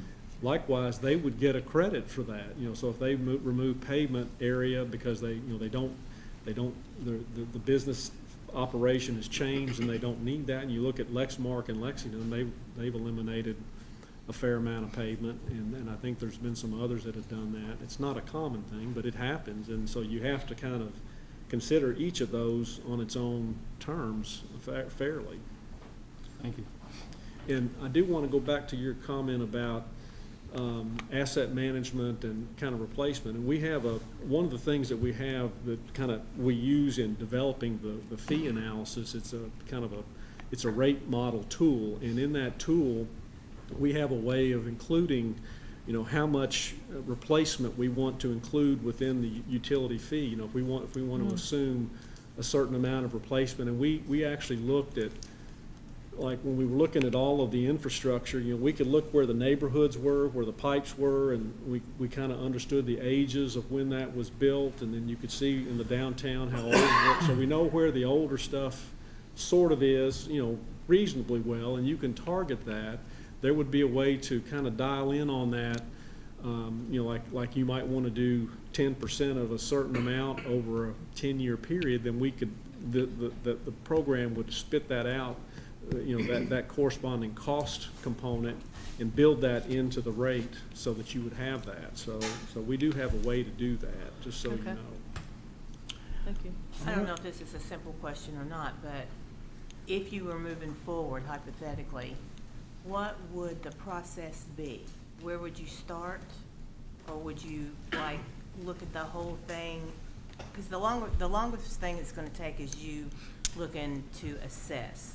That's going to take you the longest thing to do to find out who's got the pervious, right? Yes. Well, that part, but there's a lot of ordinance development and the kind of the. That goes first? Yeah, Okay. that would happen concurrently. Okay. That would happen concurrently. Okay, I see. All right. All right. Thank you so much. All right. All right. Item number 10, the second reading of the work session ordinance. Sponsors were Alonzo Allen and Sandra Wilkins Brent. I think this is one that Mr. Allen brought up, and you want to discuss anything about it before we go with the ordinance? Yeah, and I won't be here for any, the future council, but this, to me, is designed to have a placeholder as an opportunity to discuss some of these major issues. We've already used it as, we talked about the regional business park, we've talked about it, we planned it for City Hall, it turned into a special called meeting, but it's basically started out as a work session. And tonight here in the stormwater utility fee discussion, a lot more discussion needs to happen around that as well. So basically what this is, in my view, is just a placeholder on the calendar, because you've got to coordinate 12 different schedules. 8 council members, the mayor, the individual sitting here, Devin Golding, and maybe some other people. So if you don't have a placeholder already on the schedule, when you need a work session, it's very difficult to get one established. So that's kind of the thinking behind it. I know the fiscal court has one. They use theirs on a monthly basis, and they come together, and it's just a real good opportunity to talk about some things in detail. All right. If you want to, at this time, I'll let you, Madam Clerk, read the ordinance, please. An ordinance amending Chapter 2, Article 2 of the Georgetown Code of Ordinances establishing regular council work sessions. Summary 1, amends Chapter 2, Article 2 of the Code of Ordinances to establish the schedule of regular work sessions meetings for the Georgetown City Council. 2, provides for repeal of inconsistent ordinances, severability of provisions, and an effective date upon passage and publication. The full text of this ordinance is available for examination in the City Clerk's Office, 629 Broadway, Georgetown, Kentucky, 40324, or at www.georgetownky.gov. Introduced and publicly read for the first time November 11th, 2024. Publicly read the second time November 25th, 2024. All right. At this time, I would like a motion. Motion, Mayor. Motion made by Mr. Allen. Do I have a second? I'll second. Second made by Ms. Brandt. Are there further questions and or comments? Discussion? I do have an additional comment. Okay. If you don't have anything to meet on for that particular month and you don't have the meeting. I have a comment. Okay? And then, you know, I'm not coming back, that's all obvious, but also you're taking another 12 days, once a month, to put into your council to have to meet. And what about compensation? That's something that needs to be looked at as well. Has anybody thought about that? Because it's time. When you say 2 council meetings a month, that's true, but you have your committees that you go to, conversations, you know, talking. I mean, it's not just 2 times a month. Trainings. You know, and you go into, you know, your KLC, you know, to learn there about government and stuff. It's just, you know, I think there's more to it, and I don't think that we should make it for other council members. I think it ought to be them. We've never had a problem calling a special council meeting or a special workshop. We've done it over a period of time. But I just think there's more to talk about if you're going to add another day to the month to any council member, that I think compensation should be talked about too. I mean, I think it's a good idea, but I really hate to vote for something right now that's going to impact 4 new council members coming on, that they don't really have a say in what happens. And, you know, if we're going to do something like this, I'd like to wait until we get the new council, and if those other 4 members agree that they want to do this, then, you know, that's fine. But, you know, there's 4 of us coming back and there's 4 new ones coming on. So I would just like to see it, you know, if they want to do that, we hold off and we can do it later if they so please. Mayor, I make a motion that we table this until the meeting in January, to when it can be brought back for the new council. Can you specify which meeting in January? Specify, second meeting in January. All right. Great. Yeah, we got a first and a All right. second. I can remove my motion. Okay, so he's gonna remove his motion, and then the new motion is to table this to the second meeting in January for new council to vote on. Is that correct? Yes, and Okay. I'll second that. You have a motion is made, second. Motion is made by Mr. Hampton. Do I have a second? No. No, I Todd think did first. Todd did first. Todd, I'm sorry. Do you have a second? I'll Oh, second. I'm sorry. And it would be needing a first and a second reading again. Is that correct? No, we've already had the first reading, Yeah. but we can. But even though we're- Refresher. Yeah. Yep. I We'll would probably prefer- have a work session to talk about it. Maybe for the second meeting. Okay. All right, so the motion has been made and properly second. Are there any other questions? Okay, let's do a roll call vote on this, all right? Mrs. Hayward? We're voting to table it, is that correct? Yes. Mrs. Butcher Conway? Yes. Mrs. Wilkins Brent? Yes. Mr. Allen? Yes. Mrs. Tackett? Yes. Mr. Stone? Yes. Mr. Showalter? Yes. Mr. Hampton? Yes. All right. So let the record reflect that this motion will be to table it to the second meeting in January. That gives new council who's coming on the opportunity, if they feel a need to add this to the calendar, they can do so. Otherwise, it will go as yet. Next, we have item 11, Georgetown Municipal Water and Sewer Services. And if you're gonna come up, okay. And A, the engineering limited for $34,024.39. Hi, I'm Sean Darrington. Thanks for your time tonight. This first purchase order is a required software upgrade for the SCADA controls and monitoring systems as part of the wastewater treatment plant number 1 expansion. It increases the number of data points that can be monitored, and when the project was bid, we chose to wait to see if this upgrade would be required. All right, okay. Motion, Mayor. Motion made by Mr. Allen. Do I have a second? Second made by Ms. Tackett. Are there further questions and or comments? All those in favor of the motion to Tridal Engineering limit for $34,024.39 signify by saying aye. Aye. Those opposed say likewise. Let the record reflect that it passed. Next, Judy Construction for $914,940.55. This pay app represents 83.9% of the complete budget spent. That is 71.5% of the work complete, and 12.5% is stored materials. I need a motion. A motion. Motion made by Ms. Brandt. Do I have a second? Second. Second made by Ms. Hambrick. Are there further questions and or comments? All those in favor of the motion of Judy Construction for $914,940.55 signify by saying aye. Aye. All those opposed say likewise. Let the record reflect that it passed. Item C, institutional form, what is that?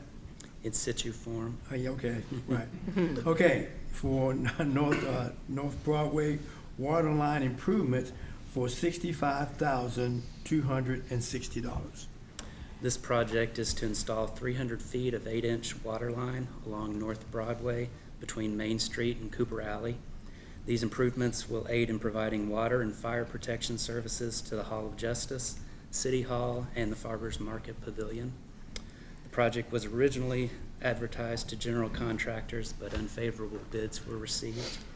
Instead, we presented this to In Situ Form, formerly Leak Eliminators, who agreed to complete the project under bid pricing from the GMWSS Annual Services Contract for Water and Sanitary Sewer Repairs. GMWSS will supply all materials, most of which were already in stock, and the funding will be allocated from the distribution annual water line upgrades budget. All right. Motion, Mayor. Motion made by Ms. Tackett. Do I have a second? Second. Second made by Ms. Brandt. Are there further questions and or comments? I have a question.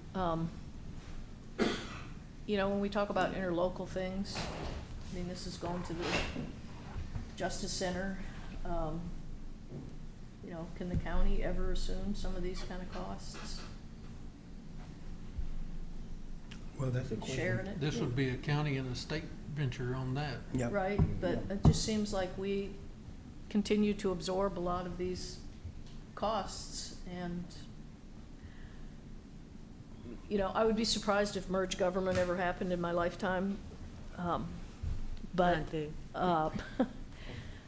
I think it might be something we could talk about at our interlocal committee meetings, to do some cost sharing and these kinds of things, and appeal to the state to work on that. Because I do think the city loses, I mean, we have a good relationship with the county, don't get me wrong, but I do think that financially, sometimes we come out on the shorter end. Okay. Any other? All righty. So, any other comments? So, all in favor of the motion for North Broadway water line improvement for $65,200.60, signify by saying aye. Aye. Those opposed say likewise. Let the record reflect that it passed. Thank you. Next is New Gen Strategies and Solutions. Mayor, Council. What we have for your approval here tonight, this is these are two items with New Gen Strategies and Solution. The first item is a rate model update that we committed to when we did the FY23 rate model, that we would let enough time pass to gather some data and then see how the rate model was performing. That is one of the items that New Gen is going to perform for us. The other item is an independent consultant's report, which is sometimes referred to as an engineer's report. This is a necessary document so that when we go to the bond market, the bond underwriters have a document that they can go to review senior management, our board, a description of the project. Some of the financials that we're going to compile for the rate model update will also go to the engineer's report to complete it as well, so there'll be some overlap there in what we provide, but our hope is to go to the bond market, if not this fiscal year, then early next fiscal year. So FY26, so sometime in I guess it would be calendar Q3. Right. We budgeted $75,000 for this. We have a the proposal you have from New Gen is a not to exceed of $50,000.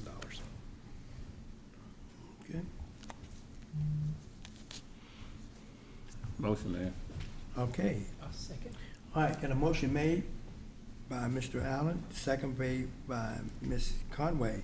Are there further questions and or comments? I have a question. Yeah, just a comment. Will you be, I guess you will be bringing that information that New Gen finds back to council in terms of the rate structure, if it needs to be adjusted or not? Absolutely. We'll be bringing that to the board and then to our board and then to this body. How often do we do this update?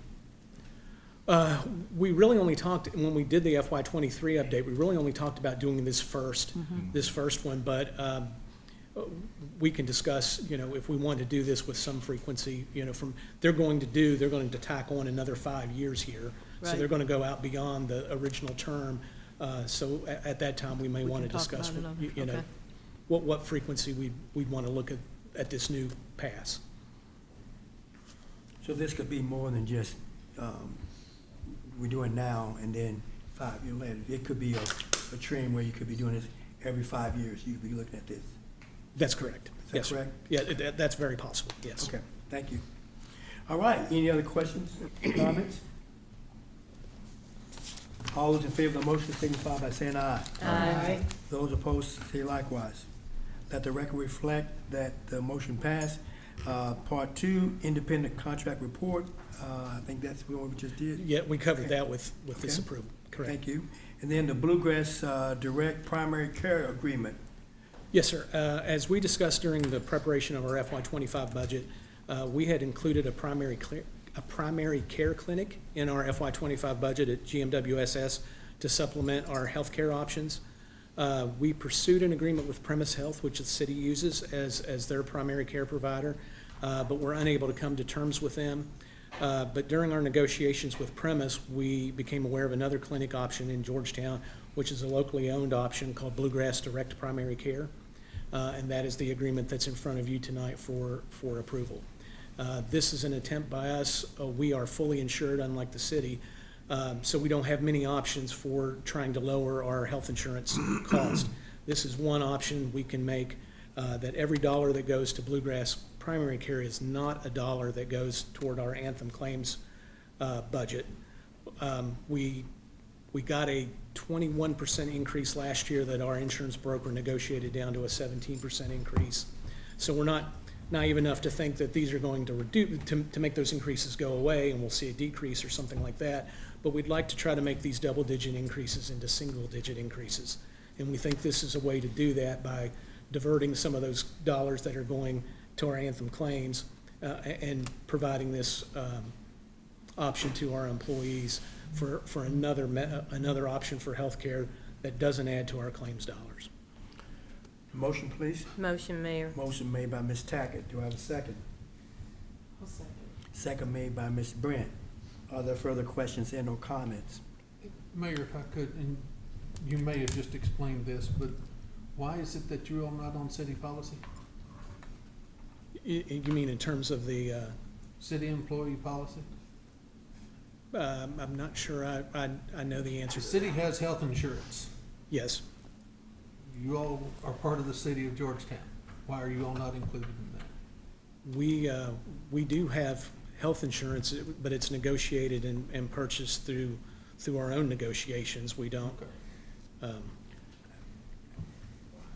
I believe we talk, I think, is that even though the city owns the water company, but you all work independently on how you run it, and your board just does all that. Is that correct? Yes, sir. That's correct.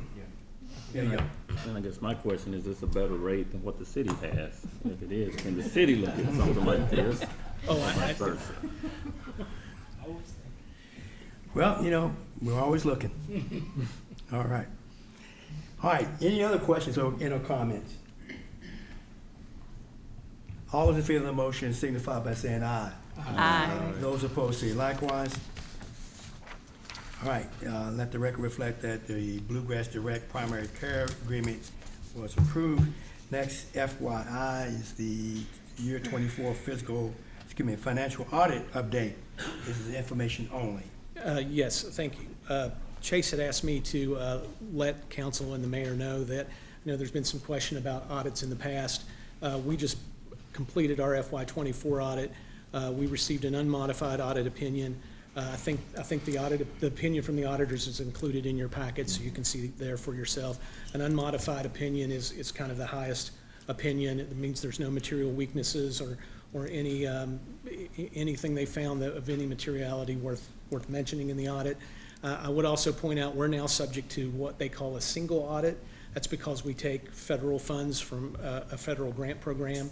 If you remember, we're doing the Northwest Bypass partially with federal ARPA money, so that makes us subject to a single audit. That was also performed by auditors, and we also received an unmodified opinion on our single audit as well. So Chase wanted me to pass that on to the mayor and council. Thank you. Okay. All right. Thank you, sir. Thank you. Happy Thanksgiving. You too. All right. Next, we have Ms. Emily Bertram. If you would come up to our city attorney, she's going to give us some information on the next items, A through D. All right, so the first item here is the second reading of the ordinance closing the right-of-way. If you remember, at our last meeting, this is the unnamed alley off of Penn Alley between Washington and Bourbon. If you had more questions, Attorney Langford is here. If you came up with anything in between, but if not, we're here tonight to proceed with the second reading and the vote on that. Okay. Go ahead and read. An ordinance related to the closing of an unnamed and unused alley located between the south side of Bourbon Street and the north side of East Washington Street and perpendicular to the west side of Penn Alley. Determining that the property owners abutting the unnamed and unused alley to be closed have been identified, since right of written notice of the proposed closing and consented thereto in writing, and authorizing the mayor on behalf of the city of Georgetown, Kentucky, to execute quitclaim deed and all other documents reasonably necessary to effectuate the transfer of the former right-of-way, unnamed and unused alley, to the abutting property owners, subject to the reservation of the easements and restrictions, if any. Summary 1. Makes the required findings of fact under KRS 82405 subsection 2 and declares an unnamed and unused alley located between the south side of Bourbon Street and the north side of East Washington Street and perpendicular to the west side of Penn Alley to be closed. 2. Authorizes the mayor to execute a quitclaim deed to transfer the former public way to the abutting property owners. 3. Provides for repeal of inconsistent ordinances, severability of provisions, an effective date upon passage and publication, and recording in the land records of the Scott County Clerk's Office. The full text of this ordinance is available for examination in the City Clerk's Office, 629 North Broadway Street, Georgetown, Kentucky, 40324, or at www.georgetownky.gov.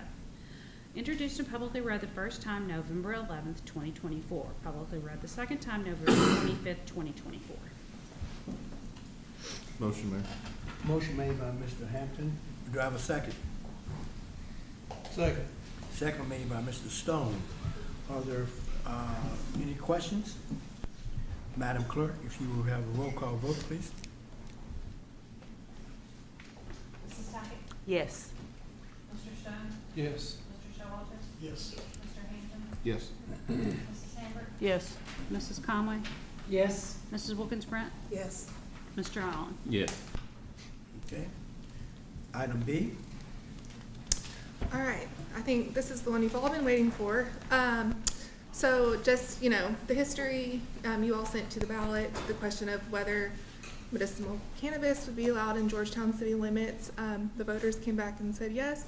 So the Planning Commission at its November 14th, I believe, meeting, took up the proposed regulations, and they recommended that the regulations that have been put together be sent to you all for approval. A copy of those regulations have been pasted into the ordinance word for word. We can take questions on those in a second, but this is just under the KRS 100 process.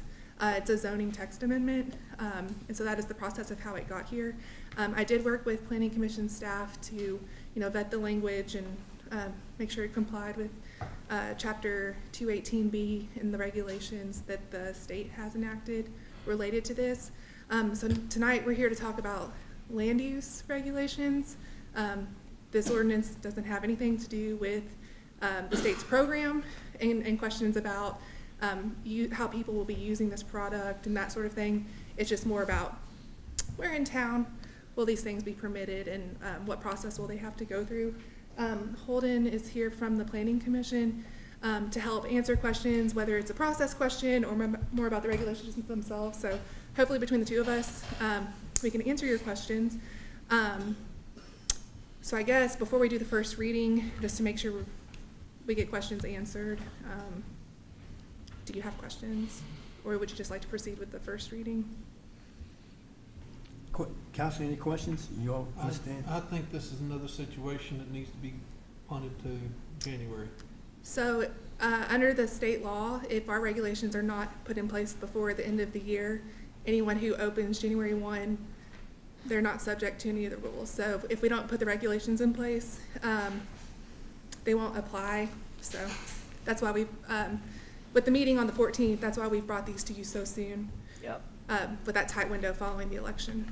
And again, the public did say, yes, we want this. So this is just helping to navigate where, and these can always be amended down the road too. It's a starting point. Yeah. You know, we don't know how many, but it looks like it won't be that many, so. And we don't know what location has been chosen by lottery to No, have these now. So I think the lottery is on December 16th. Okay. For the dispensaries, at least. They had the first one today. They did? Did they? Okay. But there, I think for our, so it's a regional approach. This region that we're in, I think there's 13 counties. 2 of those are for Lexington and Fayette County specifically. There are 4 others, but that could be anywhere in the 13 regions. So who knows? So it's possible that Scott County may not even get one. Right. That's possible. But the most we'll have is one.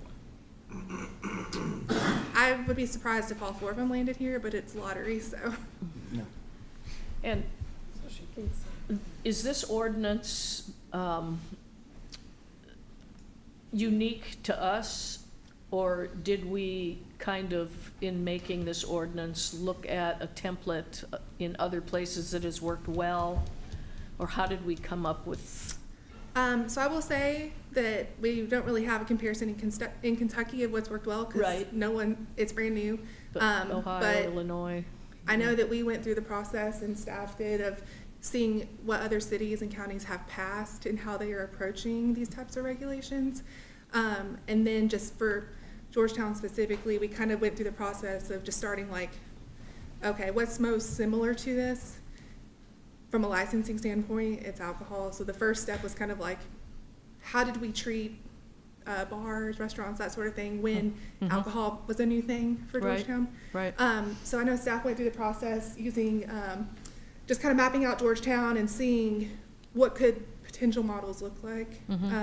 And then based on the regulations, because there are buffers that are required in proximity to schools and residential areas and that sort of thing, that's really what drove these recommendations. The other part of this is that everything is treated as a conditional use.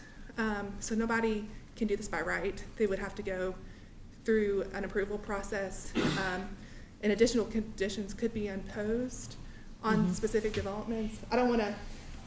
I think I'm on the right track. The planning zoning's not my normal lane, but, so I will say, we definitely went through the process of trying to find what the best path is based on how everyone is doing, but with that understanding too, we may have to amend and make some changes once we know how it works in practice. Could anybody answer for places in Illinois and Ohio and Colorado, and I don't know all the places that have them, but what have been the pitfalls of having these in your city? We did not reach out to other states or cities in other states to see. Because sometimes I think that's a good way to try to know how we ought to model it, is so maybe do a look back and see if the ordinance, you know, before we take a vote on it in 2 weeks, needs any kind of tinkering based on some of the things that might not be going as well with some of the places that have the cultivation. I noticed in the reading that all the cultivation is inside, and undercover. I wasn't sure, I know that some places have police who are assigned to the dispensaries and the cultivation, and I don't know if that would be an added expense for the police department to have to assume extra guarding of those kinds of places. These are things I don't know, but I have noticed those things as a need in other places, so I just want to make sure that we're being as careful as possible, and that's not saying we're not. I'm just bringing up some things that. Those are all fair and valid points. We're here to talk about land use, and some of those things are not about land use. Those are more like business operations and Yep. Outside of whether or not they can do that particular type of activity on this land. Mayor, if I could, were you consulted on this? Why wasn't the police chief in on this? Because You this all is a are- land use. You all are taking planning and zoning, and I'm not at you, Emily, taking planning and zoning and developing laws, and you don't even consider the chief of police in on all that. That's interesting. Very interesting. Well, I would think that that's their job, is to go through planning and zoning. This is a zoning issue. They were talking about where it can be done. So that's where it be handled at. And then from that point on, then, the police and stuff could come in a little bit later. But that right now, it goes with planning and zoning. They're the ones that they're talking about, and it's talking about land use. That's what it's talking about. Exactly. This is talking about land use. And part Okay. of this is we're setting these businesses up, and who better to help draw out staying within outside of the 1,000 yards of a school than the police to be involved. Well, I think that'll come down the road right now, but that's not the point that we're talking about now. We will certainly share these with Chief Allgood between now and the next reading. And if there's information that we gain from that would effectively change the recommendation, we can change courses on the approval process here. Would that be acceptable? It would be helpful, but also, like you said, this is the land use part of it. If we happen to get one lottery to us, Yeah. they're gonna go through planning and zoning Right. to find the place, the right zoning, and then don't you have those meetings where police and fire and engineering and all of that Get together. get together at a They- meeting to determine They that, have the besides going technical- through, Mhm. when they get to conditional use, they're gonna go to the Board of Adjustments. That's where they're gonna be pretty stringent on them as well. Yeah. So I'm not sure if police has a table at the technical review committee level, and I don't know if these would go through that, but it is correct that the Board of Adjustment is who would hear that. Usually, I guess maybe if it's a development plan, that they probably would be. If it's an existing building, maybe not. It would probably be conditional use. And That since this is just focused on land, I'm in support of this. I just want to make sure that as we move forward, that we're looking at all aspects so that we do it in the best way possible. Sure. So the last meeting, we had talked about imposing a local fee, and that is the fee that would help offset the impacts on the community. Yeah. And that more so is where these other considerations come into play. I hear what you're saying about location in town. I got you. But there is another thing floating here that would serve to address those other points. Yeah. From KRS 100 perspective, it's a very strict, the statute requires strict compliance. You don't usually go outside of your normal process because that could bring some arbitrariness to the process that you don't want. So I think in good faith, we have complied with what KRS 100 requires of us. We 100% can check into these other things and keep this in mind where appropriate in the future, and we will get an update for you prior to the next one. That's great. Okay. All right, is there any other discussion? Okay. First reading, go ahead. An ordinance amending Article 2 of the Georgetown Scott County zoning ordinance regarding medicinal cannabis business operations. Summary 1, amends Article 2, Section 2.1 of the Georgetown Scott County zoning ordinance to create definitions related to medical cannabis business operations. 2, Amends Article 2, Section 2.5 to create a new section establishing specific use regulations for medical cannabis business operations. 3, provides for repeal of inconsistent law, severability of provisions, and effective date upon passage and publication. The full text of this ordinance is available for examination in the Georgetown City Clerk's Office, 629 North Broadway, Georgetown, Kentucky, 40324, or at www.georgetownky.gov. Publicly introduced and read for the first time November 25th, 2024. All right. Next is item C, the first reading of the annexation ordinance, 651 Del Plain Road, sponsors Greg Hampton and Mark Showalter. Okay, so you are used to seeing this, an annexation request come to you all in conjunction with a zone change request. This one is a little bit different. The developer, the property owner, is part of their preliminary development plan that was sent through the Planning Commission. And that preliminary development plan basically is just kind of like, big picture, here's kind of the concept that we're going for. They vet through that process and they can impose conditions that have to be met before they can then proceed to a final development plan, and that's what kind of locks in the final plan. It helps kind of start where construction is going to build from there and that sort of thing. Very high level explanation of what we're dealing with, but one of those conditions, and the condition that we're focused on tonight, the Planning Commission had recommended that this particular property be annexed into the city of Georgetown as a condition of that approval on its preliminary development plan. So the property owner contacted the city to start this process. Any questions on kind of just how we got here? Like I said, it's just a little bit different from what you've seen recently with these types of requests. They are the only property owner because it is one parcel that's affected, and they've provided their consent to annexation form. We do have here tonight, if there's questions about the process, again, Holden is here, but also counsel for the applicant is here as well. I'm going to leave it there, and if there's any questions that you have. Yeah, I'm gonna beat you on this one, okay?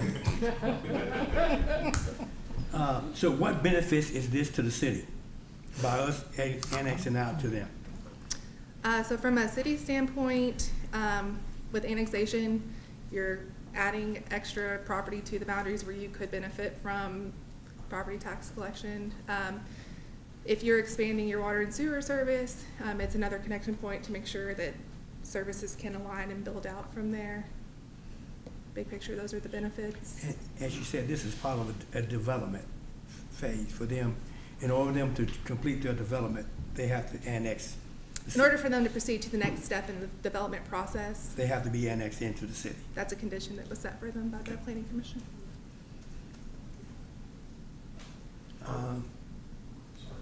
Go ahead. Yeah. Sorry, man. Go ahead. In looking at the map, just out of Which one are you curiosity- looking at so we can put it up? Yeah. Which map are you looking at? Oh, Can you pull up the clip? That's not the one. That's not the one. Jose. There we go. Thank you. So just on this map, I know it's hard to see, but the parcel is outlined in light blue. And the shaded area is the city limit, where it currently exists. So, Is that the only parcel that's being asked to be annexed? so the only parcel subject to this that's been requested, again, is this one single parcel here that's outlined. But could there a possibility of another could possibly come that has to be annexed into that? If the other property owners wanted to ask that, they could. That would be their choice, but not tonight. So, just for clarification purposes, the piece of property that's identified, Mhm. which would be on the north side of, Yeah, so this is Toyota. If you're getting your bearings, Toyota's here, and so it's on the north side there, on the other side of. Sims and So- Old Bill. Yeah. Simpson. so just for clarification purposes, so all of those pieces of property on the north side a cherry blossom. None of those are in the city limits at the present time. If they're not kind of grayed out with that white overlay, they're not considered in the city limits. So the limits do wrap up. You can kind of see a circle that's forming around these properties, but if it isn't in this color here, it's not currently part of the city limits.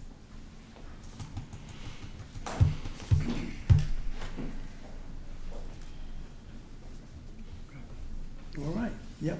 What specifically is in a development plan? I mean, what's the plan to do with the property? Do you want to answer that for your client, or do you? It's kind of twofold. If we can start maybe generally about the development plan process, and then maybe add information about the development, or which do you want to hear first, or? Well, I just, what the plan is. I Yeah, mean, what- you know, we're talking about this is a condition of the development plan. What's the development plan? Exactly. Zach Cato, Billings Law Firm. Mr. Mayor and Council, currently the use of this is it's storage for trucks and trailers for adjacent operations. That's going to continue. There's not going to be any major changes. The only improvements that are being proposed in the development plan right now is there's a driveway you can kind of see that exists there on the property. That's going to be shifted over a little bit and paved so that it's just in better condition, but the use is going to stay the same. So, but because they were making improvements to the property, that triggered the development plan requirement, which resulted in the planning commission saying, by the way, you need to annex it into the city before we'll approve this. So that's how we got here. I'm assuming that this property is currently on sewer. Is that correct? That's my understanding. And there's not going to be any new hookups Holden, Yeah. as a result of this. if I can get Mr. Holden, if you could come up and want to do a little bit. Mayor, council members, this, I think, is kind of coming in at the tail end of a very long process that's led us to being here tonight. And this is really, as Ms. Emily pointed out, kind of the barrier between where we're at a preliminary development plan and then getting to a final development plan for this property. As I'm sure the representation of the client can attest, this project, this lot is in service to other industrial acreage in that area. Is that correct? Yeah. And so this is really just one parcel within a greater piece of a pre-existing non-conforming use in the area, as well as some other funkiness kind of going on. But the brief kind of story that is involved here is originally the applicant applied for a preliminary development plan in 2022. And the Planning Commission elected to deny that PDP. So in consultation with the applicant and the representation at the time, 11 months later, they came back in 2023 with this preliminary development plan. And again, in consultation with the applicant and their representation, the conditions of approval were kind of put together there. The question again, why require annexation, really goes back to just best practices. And within our comprehensive plan, if we look at our annexation policy, it says essentially that in particular industrial areas, we want to annex into the city of Georgetown if they're within the urban service boundary. And then just more generally and broadly, commercial developments we want to annex into the city of Georgetown. And so what kind of generated that condition? Best practices found in our comprehensive plan. Mayor, if I can. Yeah. So based upon what you're saying here, why haven't you all recommended that all of Triport Road be annexed into the city limits of Georgetown? R&L Carrier's new business into the city limits of Georgetown. This is a gravel lot that they store semi-trailers on, that there's no benefit for the city to bring it into the city. Well, so I would just, I'm not going to speculate. I think that would be beneficial for all parties involved here. What I'll say is what we can do is we can look at, again, the preliminary development plan that came towards us in 2023. And so what we're looking at here is only, again, one section within a greater kind of picture. I'm looking at one lot that you all are requiring, that they want to just blacktop to, so their trailers and trucks don't get covered with dust, and now you're gonna make them have to go into the city limits of Georgetown, just a blacktop? Is the plan to blacktop it? I think that's what the plan is. Okay, all right. That Development's doesn't make any development. sense. Okay. Why was it turned down originally by you all? So the initial plan in 2022 was a more intense development associated with the lot. And so it was, again, it went through planning commission process, and planning commission felt that the proposal in 2022 was inappropriate for that area. And so the 2023 proposal is less intense. I think what may be beneficial, if it hasn't already been shared, are the minutes from that meeting in November of 2023. And a lot of these questions were kind of outlined on how we found ourselves here. So it was more intense, but what was they the wanna do? difference? In 2022, Yeah. what did they want to do? Yeah, if you don't mind, I do have files. May I reference them? Please. Yes, Okay. go ahead. While he's pulling that, I did talk to Chase about water and Water, sewer service, yeah. and on the sewer specifically. So according to Chase, GMWSS does own and operate a sanitary sewer force main that runs along the southern boundary of the property. At this time, they're not requesting sewer service, and that is not actually on the property. But if they were to bring that as a component, they would have to connect to the public system at their expense, and make sure that that gets lined up. So just wanted to clarify. Mhm. Two more questions. You got your minute? Yeah. So I just don't want us to get too far from this. Well, Okay. and I might need to wait. But if you're on Cherry Blossom and you go up Sims Pike, which you follow the green rectangle shape, about just north of that, there's a little sliver of property up there that's shaded in gray. Yes, right here. Yes. Yes. Does that mean that's in the city? Yes. That piece of property's in the city limits. So at some point in the past, that's been annexed in. Yes. That was, Mark, that was Junior Moore and Barbara Moore annexed that in because the crane company was gonna move in out there. They were just gonna park cranes there. I remember that one. All right, the second question is the area that's shaded in green, the piece of property in question. Is that piece of property currently in the urban service boundary? No, It needs to be. no. That's why, I think that's why he's coming to annex it. Okay, it's not. It's not, that's why they want to come Okay, I just annex wanted to it. get for clarification Yeah, purposes. yeah, yeah, that, Okay. so if I understand it right, they're asking for that particular property to be annexed into the city. It's currently outside the urban service boundary, so that's why am I clear on that? Is Let me that go- right? Let me go one step further with that. Is any of the other property around it, on the north side of Cherry Blossom, is any of that area currently in the urban service boundary? I am That's pulling not up shaded in gray. I'm pulling up the comprehensive plan map to get you the right answer. Okay. While I'm doing that, I'm gonna pass it over, Holden. All right, guys. Okay, so I was able to look at the staff report from 2022, and I do want to clarify too, the reason I asked if the plan was to blacktop it is because the waiver that was originally approved in 2023 was to allow for the use of gravel for trailer storage and limited truck parking. And the application itself, again, talks about the site as a gravel surface semi-truck trailer storage yard. And so I just wanted to make sure that I was understanding the use of the property. As to what was the more intense use originally proposed in 2022, again, the application that we received from the applicant was to include an 11,000 square foot building for office and vehicle maintenance, and then 288,000 square feet of gravelled surface. I think, again, how did we end up here? I think originally what triggered that PDP is the applicant may have put down the gravel prior to getting a preliminary development plan.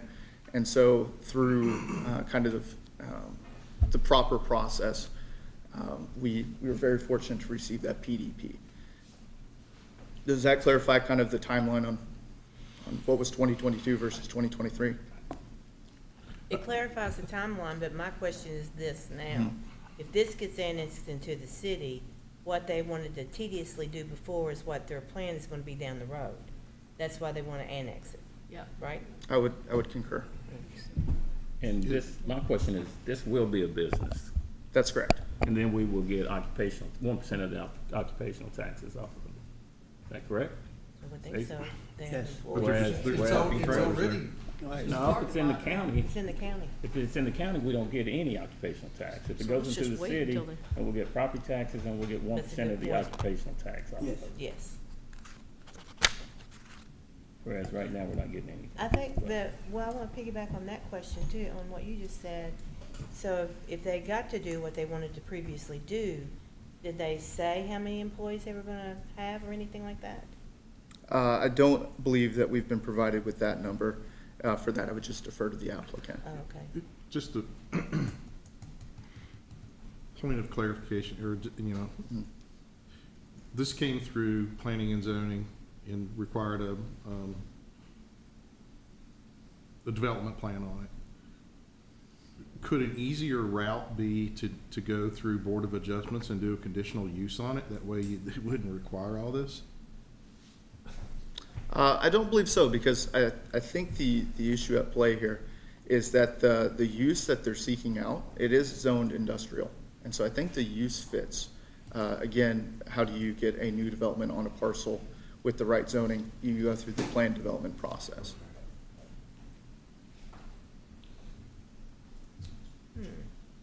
And it does look, based on the map and the comprehensive plan, that area is in the urban service area. It's in the urban service area. Yeah. And a distinction between the city limit and the urban service boundary, or the urban service area.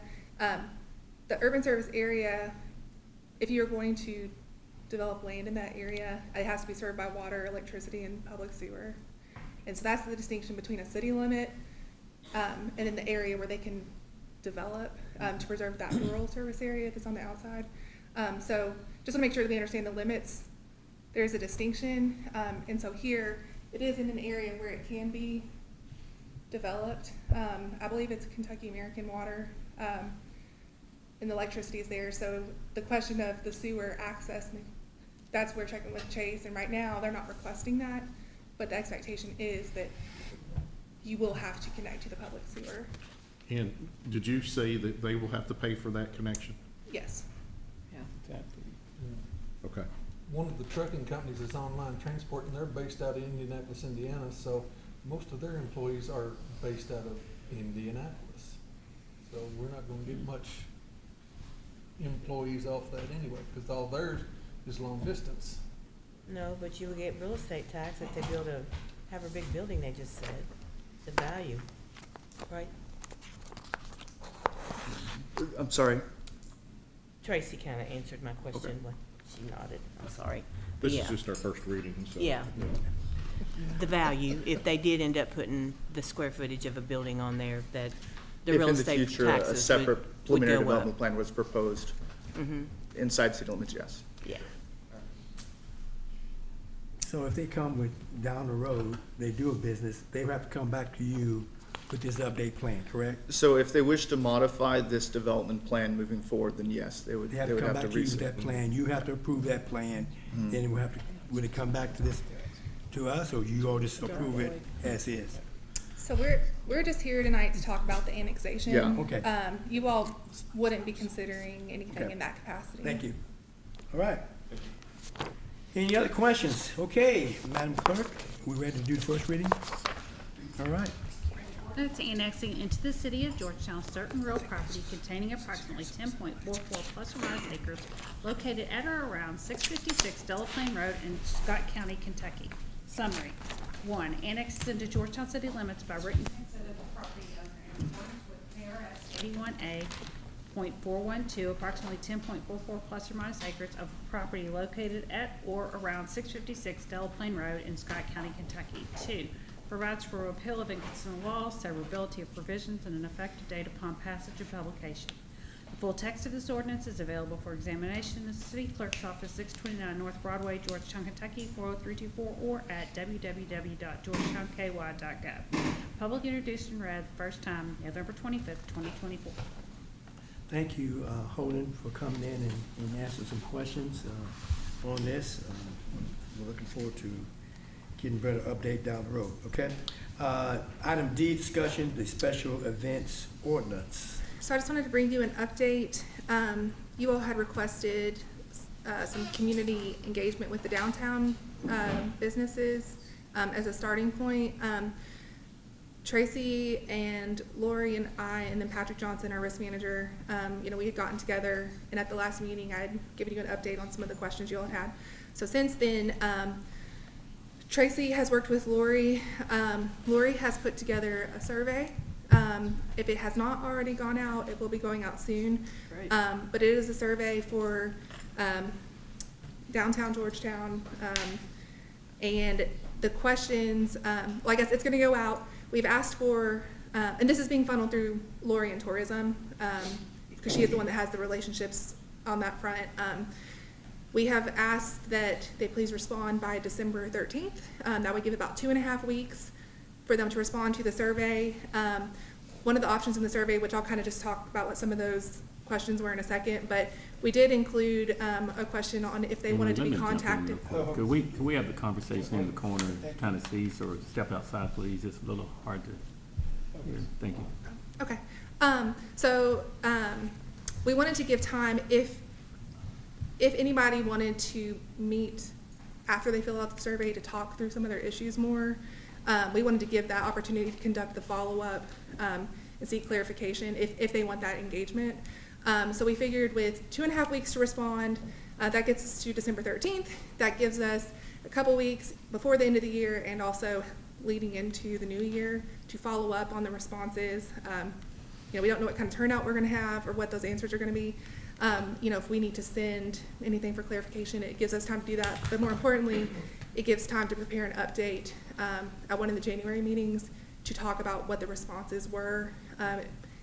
That's important because there are pressure points, I guess, or key items in this proposed ordinance that we've been talking about where that feedback could influence the policy that the council would want to set for this ordinance.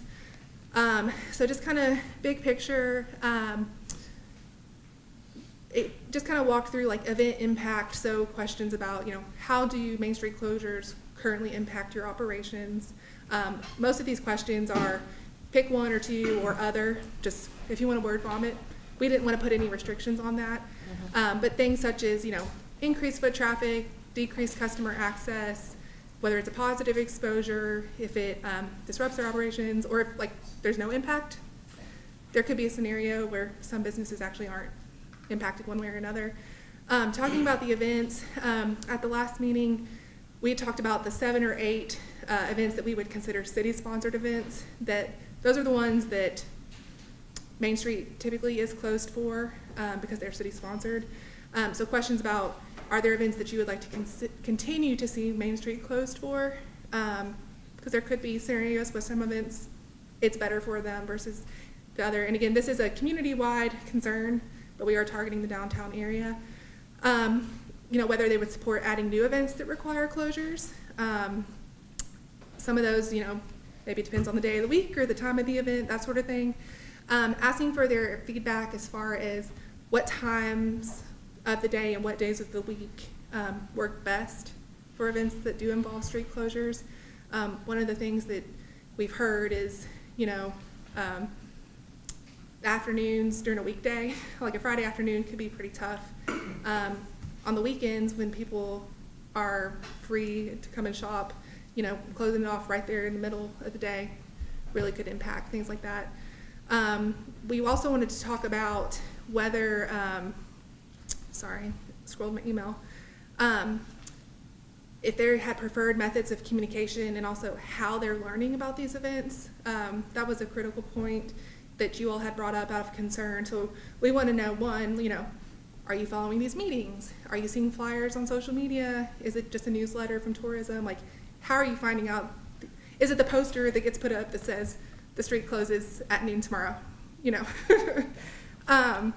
And then we also wanted to talk to them about, you know, are you opposed to a partial closure versus a full closure, that sort of thing. So those are the questions that we have just kind of identified as a starting point to get the conversation going. So again, you know, 2.5 weeks from now, we hope to have those responses back. We'll work through those. Understanding we have the transition that's coming. When we first brought this ordinance up, it kind of seemed like the general consensus was we want to slow walk it to make sure we get it right. So I hope we're not dragging it out too much, but I at least just wanted to give you that update. Any questions on that? No? Okay. Do you all have any questions or any other issues just about the special events ordinance that we've discussed in general? It's just kind of like a final, for this council, I guess, it's just like the last opportunity to talk about it before we transition to the new council.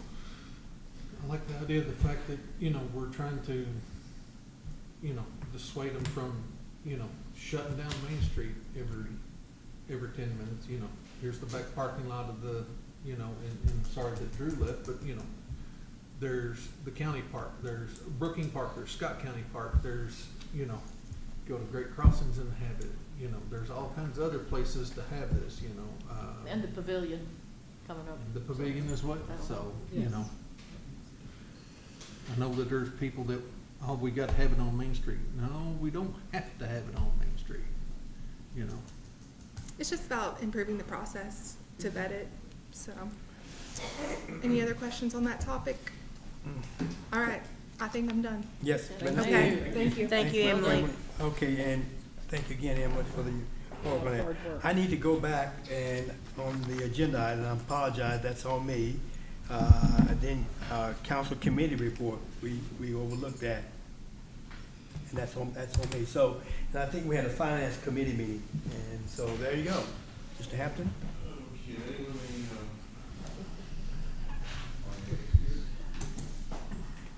me, okay, so, turn my mic on. Finance committee met on October, the latest ones I have is October 21st. Okay. It was a regular finance committee meeting. Those present were Mayor Jenkins, myself, Councilman Allen. I don't think these are the right ones. You're not, I No. got it. Do you November have 18th. Yeah, I don't have those. Is that one approved? Yep. Okay, so November 18th, our finance Apologize. committee met. We approved the meetings minutes from October 21st. 2, we talked about City Hall project. A special called meeting was planned for Wednesday, November 20th. We've had that. We talked about consideration for bonding, and again, that was brought for council in our last meeting. ARPA remaining funds to commit, $349,185.54 is left to commit. Funds must be committed by December 25th, 2024. We reviewed department requests for the ARPA fund spending, so Parks and Recs, the Davis Learning Center, walking trail was a request, and also the police will be requesting an SRT truck replacement. From investment, stockyard investment of $1,050,000 matures in December. Finance Committee is recommending a short-term investment with a higher yield. I think we'll have a little bit more discussion on that. Other business, the KPDI funds request of $1 million with a 20% match of the city and the county to fund 4 to 5 pad-ready sites in Lanes Runs Business Park. Finance Committee recommended using the $100,000 of the $626,000 that was planned for the regional business park as the city's 20% match. Fire Department Chief Thompson presented an update on the current fleet of the fire engines or apparata, I guess. 2 replacements using ARPA funds have an estimated time arrival of spring of 2025. The stock apparatus will be posted on November 1st, 2024. Chief Thompson is requesting funding of $1.1 million to bid on 1 apparatus. If approved, the estimated time of arrival could be spring of 2026. Chief Thompson reported equipment cost increase of 5% annually. Future plans for engines 14 and 15 to be moved to surplus. Engines 1, 2, and 3 to be moved to reserve. Finance Director Clark reported on cooperative purchasing. Vendors such as Sourcewell bulk purchase and use of scoring committee, and we'll have some conversation on that tonight. B was moving to a cooperative purchasing should free up time for the finance department. Current purchasing policy does not allow for cooperative purchasing. Finance Committee recommended a municipal order to be created to allow for cooperative purchasing within the purchasing policy. Item 8 was information and technology. We discussed the 1-year Microsoft licensing and tenant consolidation professional services quote. And we also discussed cloud infrastructure to ensure high standards of security, performance, and reliability is met. And then the meeting was adjourned.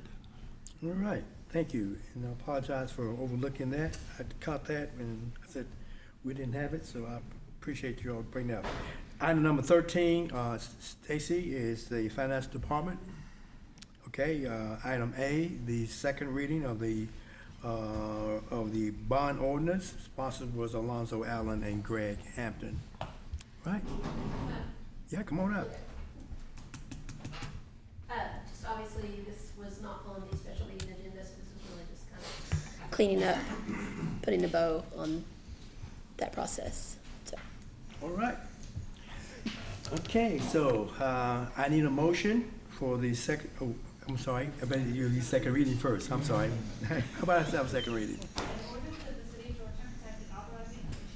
It's City of Georgetown, Kentucky General Obligation Bond Series 2024A in a maximum aggregate principal amount of $10 million for the purposes of financing the cost of the acquisition, construction, equipping, and installation of renovations and improvements to City Hall. Approving the form of the bonds, authorizing designated officers of the city to execute and deliver the bonds, authorizing and directing the filing of a notice with the state local debt officer, providing for the payment of and security for the bonds, establishing a bond payment fund for the bonds, affirming the maintenance of the existing sinking fund, authorizing the acceptance of the bid of the purchaser of the bonds, and repealing inconsistent ordinances. All right. Now, we're gonna make a motion? Yeah, I need a motion. Motion, Mayor. Motion is made. Do I have a second? Second is made. So first motion is made by Mr. Allen, second by Mr. Hampton. Are there further questions and or comments? At this time, we'll have a roll call vote. Madam Clerk? Mrs. Tackett? No. Mr. Stone? No. Mr. Showalter? No. Mr. Hampton? No. Mrs. Hambrick? No. Mrs. Butcher Conway? No. Mrs. Wilkins Brent? No. Mr. Allen? No. All right. Let the record reflect that the motion for the bond ordinance did not pass. Item B, municipal order cooperative purchasing participation agreement, Sourcewell. If Councilmember Allen doesn't mind, I just hadn't had a chance to see your minutes yet, so I just wanted to clarify a couple things that were said. The 2 fire trucks, fire engines that council approved ordering with the ARPA funds will actually be here in spring of '26. Just got those dates flip-flopped. Those were the custom ordered trucks. So they are anticipated to arrive in spring of '26. And when and if this or a next council chooses the stock engine that Chief Thompson mentioned during the Finance Committee meeting, if approved to order, could arrive in 4 to 6 months.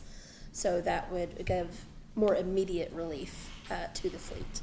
So those were the 2 things. And then on the cooperative purchasing as well, our policy doesn't disallow cooperative purchasing. What it says is city employees should consider the use of cooperative purchasing, but it gives no parameters, no outlines. So due diligence and good faith, I am presenting you with 2 avenues for cooperative purchasing that I would like council to consider. As mentioned, the first of these, item 13B, is Sourcewell.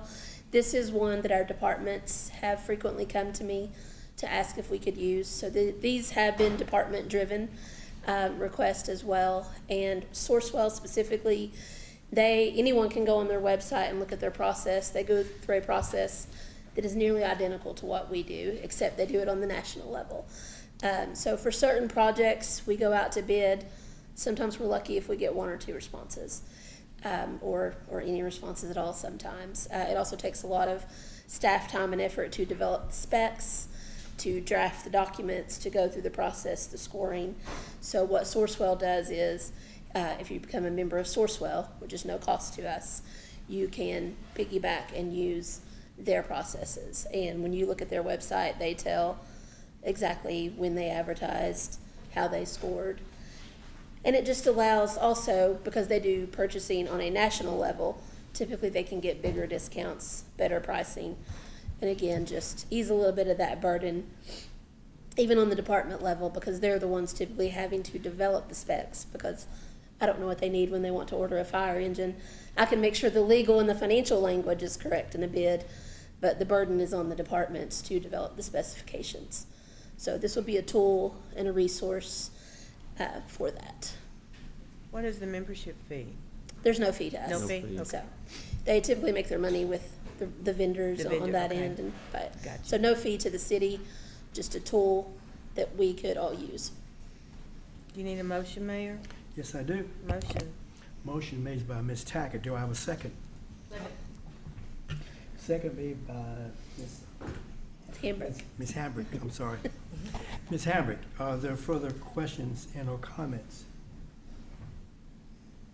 All those in favor of the motion, the giving permission to cooperative purchasing and participation agreement with Sourcewell, signify by saying aye. Aye. Those opposed say likewise. Item C, municipal order cooperative purchasing agreement with Omnia. Yes, Omnia, and this is another avenue. It works a little bit differently, so I'll explain that. What Omnia does is they use lead agency purchasing. So what that means is, if you go to their website, it would be as if the city of Georgetown went out to bid for something, but wrote into our bid language that municipalities, governmental, public agencies across the country could piggyback off our bid. We're gonna get more responses. So that's what they do. So it might be the city of New York goes out to bid, includes a clause in their language, and we can get the same pricing that the city of New York may get, or Los Angeles Public School District, it may be. So they utilize lead agency purchasing. So similar, but a tiny bit different. Again, no fee to us to be a member, just another tool and resource for our departments to use, especially when they're seeking. Because a lot of times they have their vendors come to them and say, well, we've got this contract with Sourcewell or Omnia, and they're like, well, we haven't been approved to use that. So a lot of times the vendors are coming to them with these, but we've not been able to utilize them just yet. So something they've been asking for a while. And this also will give us an opportunity to get more bids in, would it not? Well, they do the bidding for us essentially, so, but obviously if they're doing it across nationwide, there's going to be much more interest from the vendors, better pricing, because they're going to be able to reach more of an audience than if they just respond to City of Georgetown. This will not eliminate all bidding by any means, but there are certain things, such as especially technologies, one of them, and there's some other pieces of equipment and things especially that are universally used by governments that we can piggyback on. This makes us more competitive, right? Yes, it should. Thank you. Motion, Mayor. Motion made by Mr. Allen. Do I have a second? Second. All right, second made by Ms. Conway. Are there further questions and or comments? All those in favor of the motion for the cooperative purchasing agreement with Omnia, signify by saying aye. Aye. All those opposed say likewise. Thank you all. Thank you. Next, item 14, municipal order from Human Resources on employee handbook update. All right, so Ms. Megan Miller. Council, I have given you in your packet a copy of the handbook and then a copy of the memo I wrote just to summarize the changes made. Anytime we make a change to the handbook, I like to give you just a summary of any major changes and minor changes. The major change, what prompted a change for the handbook this time, was our compensation study. That yielded some new procedures, policies for how we promote, demote, higher lateral transfers, and so forth. So while taking the opportunity to put those in the handbook, we thought it was also a good time to just clean up some policies that might have had some vagueness or some things left out that we wanted to get in there. Motion, Mayor. All right, motion is made by Ms. Tackett. I'll second. Do I have a second by Ms. Conway? Are there further questions and comments? All those in favor of the municipal order to employee handbook update, signify by saying aye. Aye. Those opposed say likewise. Thank you, Ms. Thank Miller. you. Thank you. Next, item 15, the Police Department 911 Center municipal order for host replacement project. All right, Ms. Stacy, you gonna come Yes, in back? I've been working with our IT liaison, Sarah, on this, so I told Chief that I would take the lead. As you approved the City Hall server update last year, this is a similar project for the Police Department and Dispatch to update end-of-life equipment, and to also create redundancy so that if one server fails, you can flip the switch on the other one and everything is back online instantaneously. So this is also a budgeted project. As part of the budget amendment that you approved in October, it rounded out the funding for this because Dispatch didn't have it in theirs. It is a total cost of $180,000, split evenly between police and dispatch. The portion that's charged to dispatch will of course be covered by our interlocal agreement and reimbursed accordingly as those expenses are, and then half covered by the fee that the city has in place. So again, this is just another part of our tech plan to update equipment that's end of life, and make sure we have our servers redundant for disaster recovery, et cetera. Motion? Motion, Mayor. Motion made by Mr. Allen. Do I have a second? Second. Second by Mr. Stone. Are there further comments and or questions? All those in favor of the motion, the Police Department 911 Center municipal order for host replacement project, signify by saying aye. Aye. Those opposed say likewise. Thank you. Thank you. Let the record reflect that the municipal order passed. At this time, council comments, and we're gonna start with you, Ms. Brent. I don't have any comment, well, maybe I do. I went to the Georgetown Cemetery ceremony Saturday, and I would just suggest that you all go out and look at the new markers. It was a beautiful ceremony. It was a lot of people came out and supported it, but just want you to know, go by and check it out. It's very nice. That's all I have. And just to comment on that a little bit, that was the, as you remember, the Kentucky Historical Society designated that graveyard as a pioneer graveyard. And that dedication service talks about the Buffalo soldiers and some of the other military that was buried there. And that's why they got that distinction. And we have been working along with the Kentucky Society, Historical Society for the past year on this. So, and they marked that date to do that, and it was well received that this city got that distinction for that particular graveyard. All right? All right, Ms. Hamburg. I like what's been done in two places next to Garth. It's looking good. Maybe it's fully complete, but they might have a few little things to do, but I'm thankful that that's back looking like it could have some grass there. And also next to where your all's offices are, next to the old jail, I think that hillside looks really nice and the grass is growing, and we might be able to even develop that into an amphitheater or something someday. Good idea. Georgetown Red Rock or something, right? And the stones underneath the bridge, the railroad bridge, are now blocking the pedestrian lane again. And so if we can have the street sweeper get through there, the pedestrians actually now have to walk in the street. Okay. And it's such a narrow path anyway, and those stones fall all the time, I get that, but they need to be cleared out again. Okay. Thank you. All right. Mr. Hampton. Yeah, a couple of things, both to do with the water company. I know Chase is not here tonight, but there was a story, I believe, last week on WKYT regarding lead pipes in communities such as Madison County and Harrison County sending out letters to their residents, and I think it sort of has freaked them out a little bit, you know, about possible lead pipes. But I want to give, you know, Georgetown Water and Chase and all of his staff a shout out for being on top of that and having that complete, and you know, it really says a lot. And also on your clean audit opinion, congratulations on that. Yep. It's That's great. That's great, so appreciate that. And last thing I have is, everyone have a happy Thanksgiving. Yeah. All righty. Mr. Showalter. I know. And he's Don't not, do that, 'cause I'm and he's not counting. Okay, go ahead. One more meeting? I One. guess that's what that Connie, means. we're down to one. One. I know. And Mr. Stone, I'm not ready to punt yet. So I've heard that I word would more expect tonight than you- I've heard Wouldn't expect anything less. this entire football season. So one more meeting left. It's Millie's too. One more.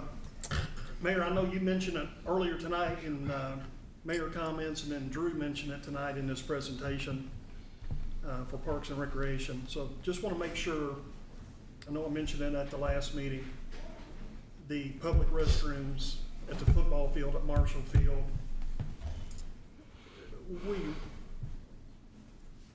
With one meeting left, it sure would be nice to have a commitment by the next meeting that we're moving forward with that. Well, at this, I hope that's the plan. Well, I the hope it is. the time right now is, we are looking into, like, first of all, there is a public facility that's there, restroom, but they're using it for storage. But the first thing we want to see is, can we take that and actually convert that? And then, of course, we did have allocate money for the restroom to look at, and it is on our radar to do that. Okay? So that means it's still on the agenda, Yes, sir, it is. and hopefully we can get some answers by the next council meeting. We'll give you an update at the next council meeting. That means we're hopefully moving forward. All right, next. Thank you, sir. Yep. Like, I've sat up there all fall and watched all those parents and kids go into three-porta johns. It's something that is desperately needed. Also want to see the lights on Marshall Field 1. That those utility poles, I don't know how old they are, but I would say Charlie Beatty played softball, or some of his teams played softball on them. I'm gonna say when you're those were right. new. So, we definitely need to look at those, because I don't want to see any kids, because those fields are used heavily by girls softball, so I think it's something we need to look at as well, so. Eddie, I got a street light out for you at Habitat and Shoal Drive. See, you, come on. That's all right. I'll make sure you got it. Habitat Shoal Drive, yeah. And make sure you send that to me, please. I'll send that to you as well. And then I was contacted by some residents out in Pleasant Valley and said that some of the trash was picked up, some of it wasn't. If we can follow up with Republic to see. Send it to me, I don't know please. if they had a truck breakdown, because some of the trash was picked up, some wasn't, so we'll, that may be what the problem was. Just send it to me, please. and Yes, sir. I will follow up. On the park on Marshall Field, to be clear, Drew would like for the council to set a priority on some of these projects. So the lighting is important, the restroom is important, he needs direction on which to prioritize, so that he can start planning and knock it out. So I just want to make sure that was clearly communicated, with his update today. Yeah. Yep. And he and I are gonna talk again. Yeah. Yep. They're like 1 and 1A. Yeah. All right, Mr. Allen. Yes, I was coming into Georgetown a couple of weeks ago, and I was coming in on Lexington Road. And that electronic sign beside Speedway and the storage units needs to be moved to Marshall Park. It is literally so bright, you have to put your hand up And that'll to block. provide some light. And I'm So, getting calls about that too. Could we look at our sign ordinance and see if there's anything in there about the lumens? I'm probably not pronouncing that correctly, but Illumination. Lumens. the Illumination. Lumens. the lumens. It's called light.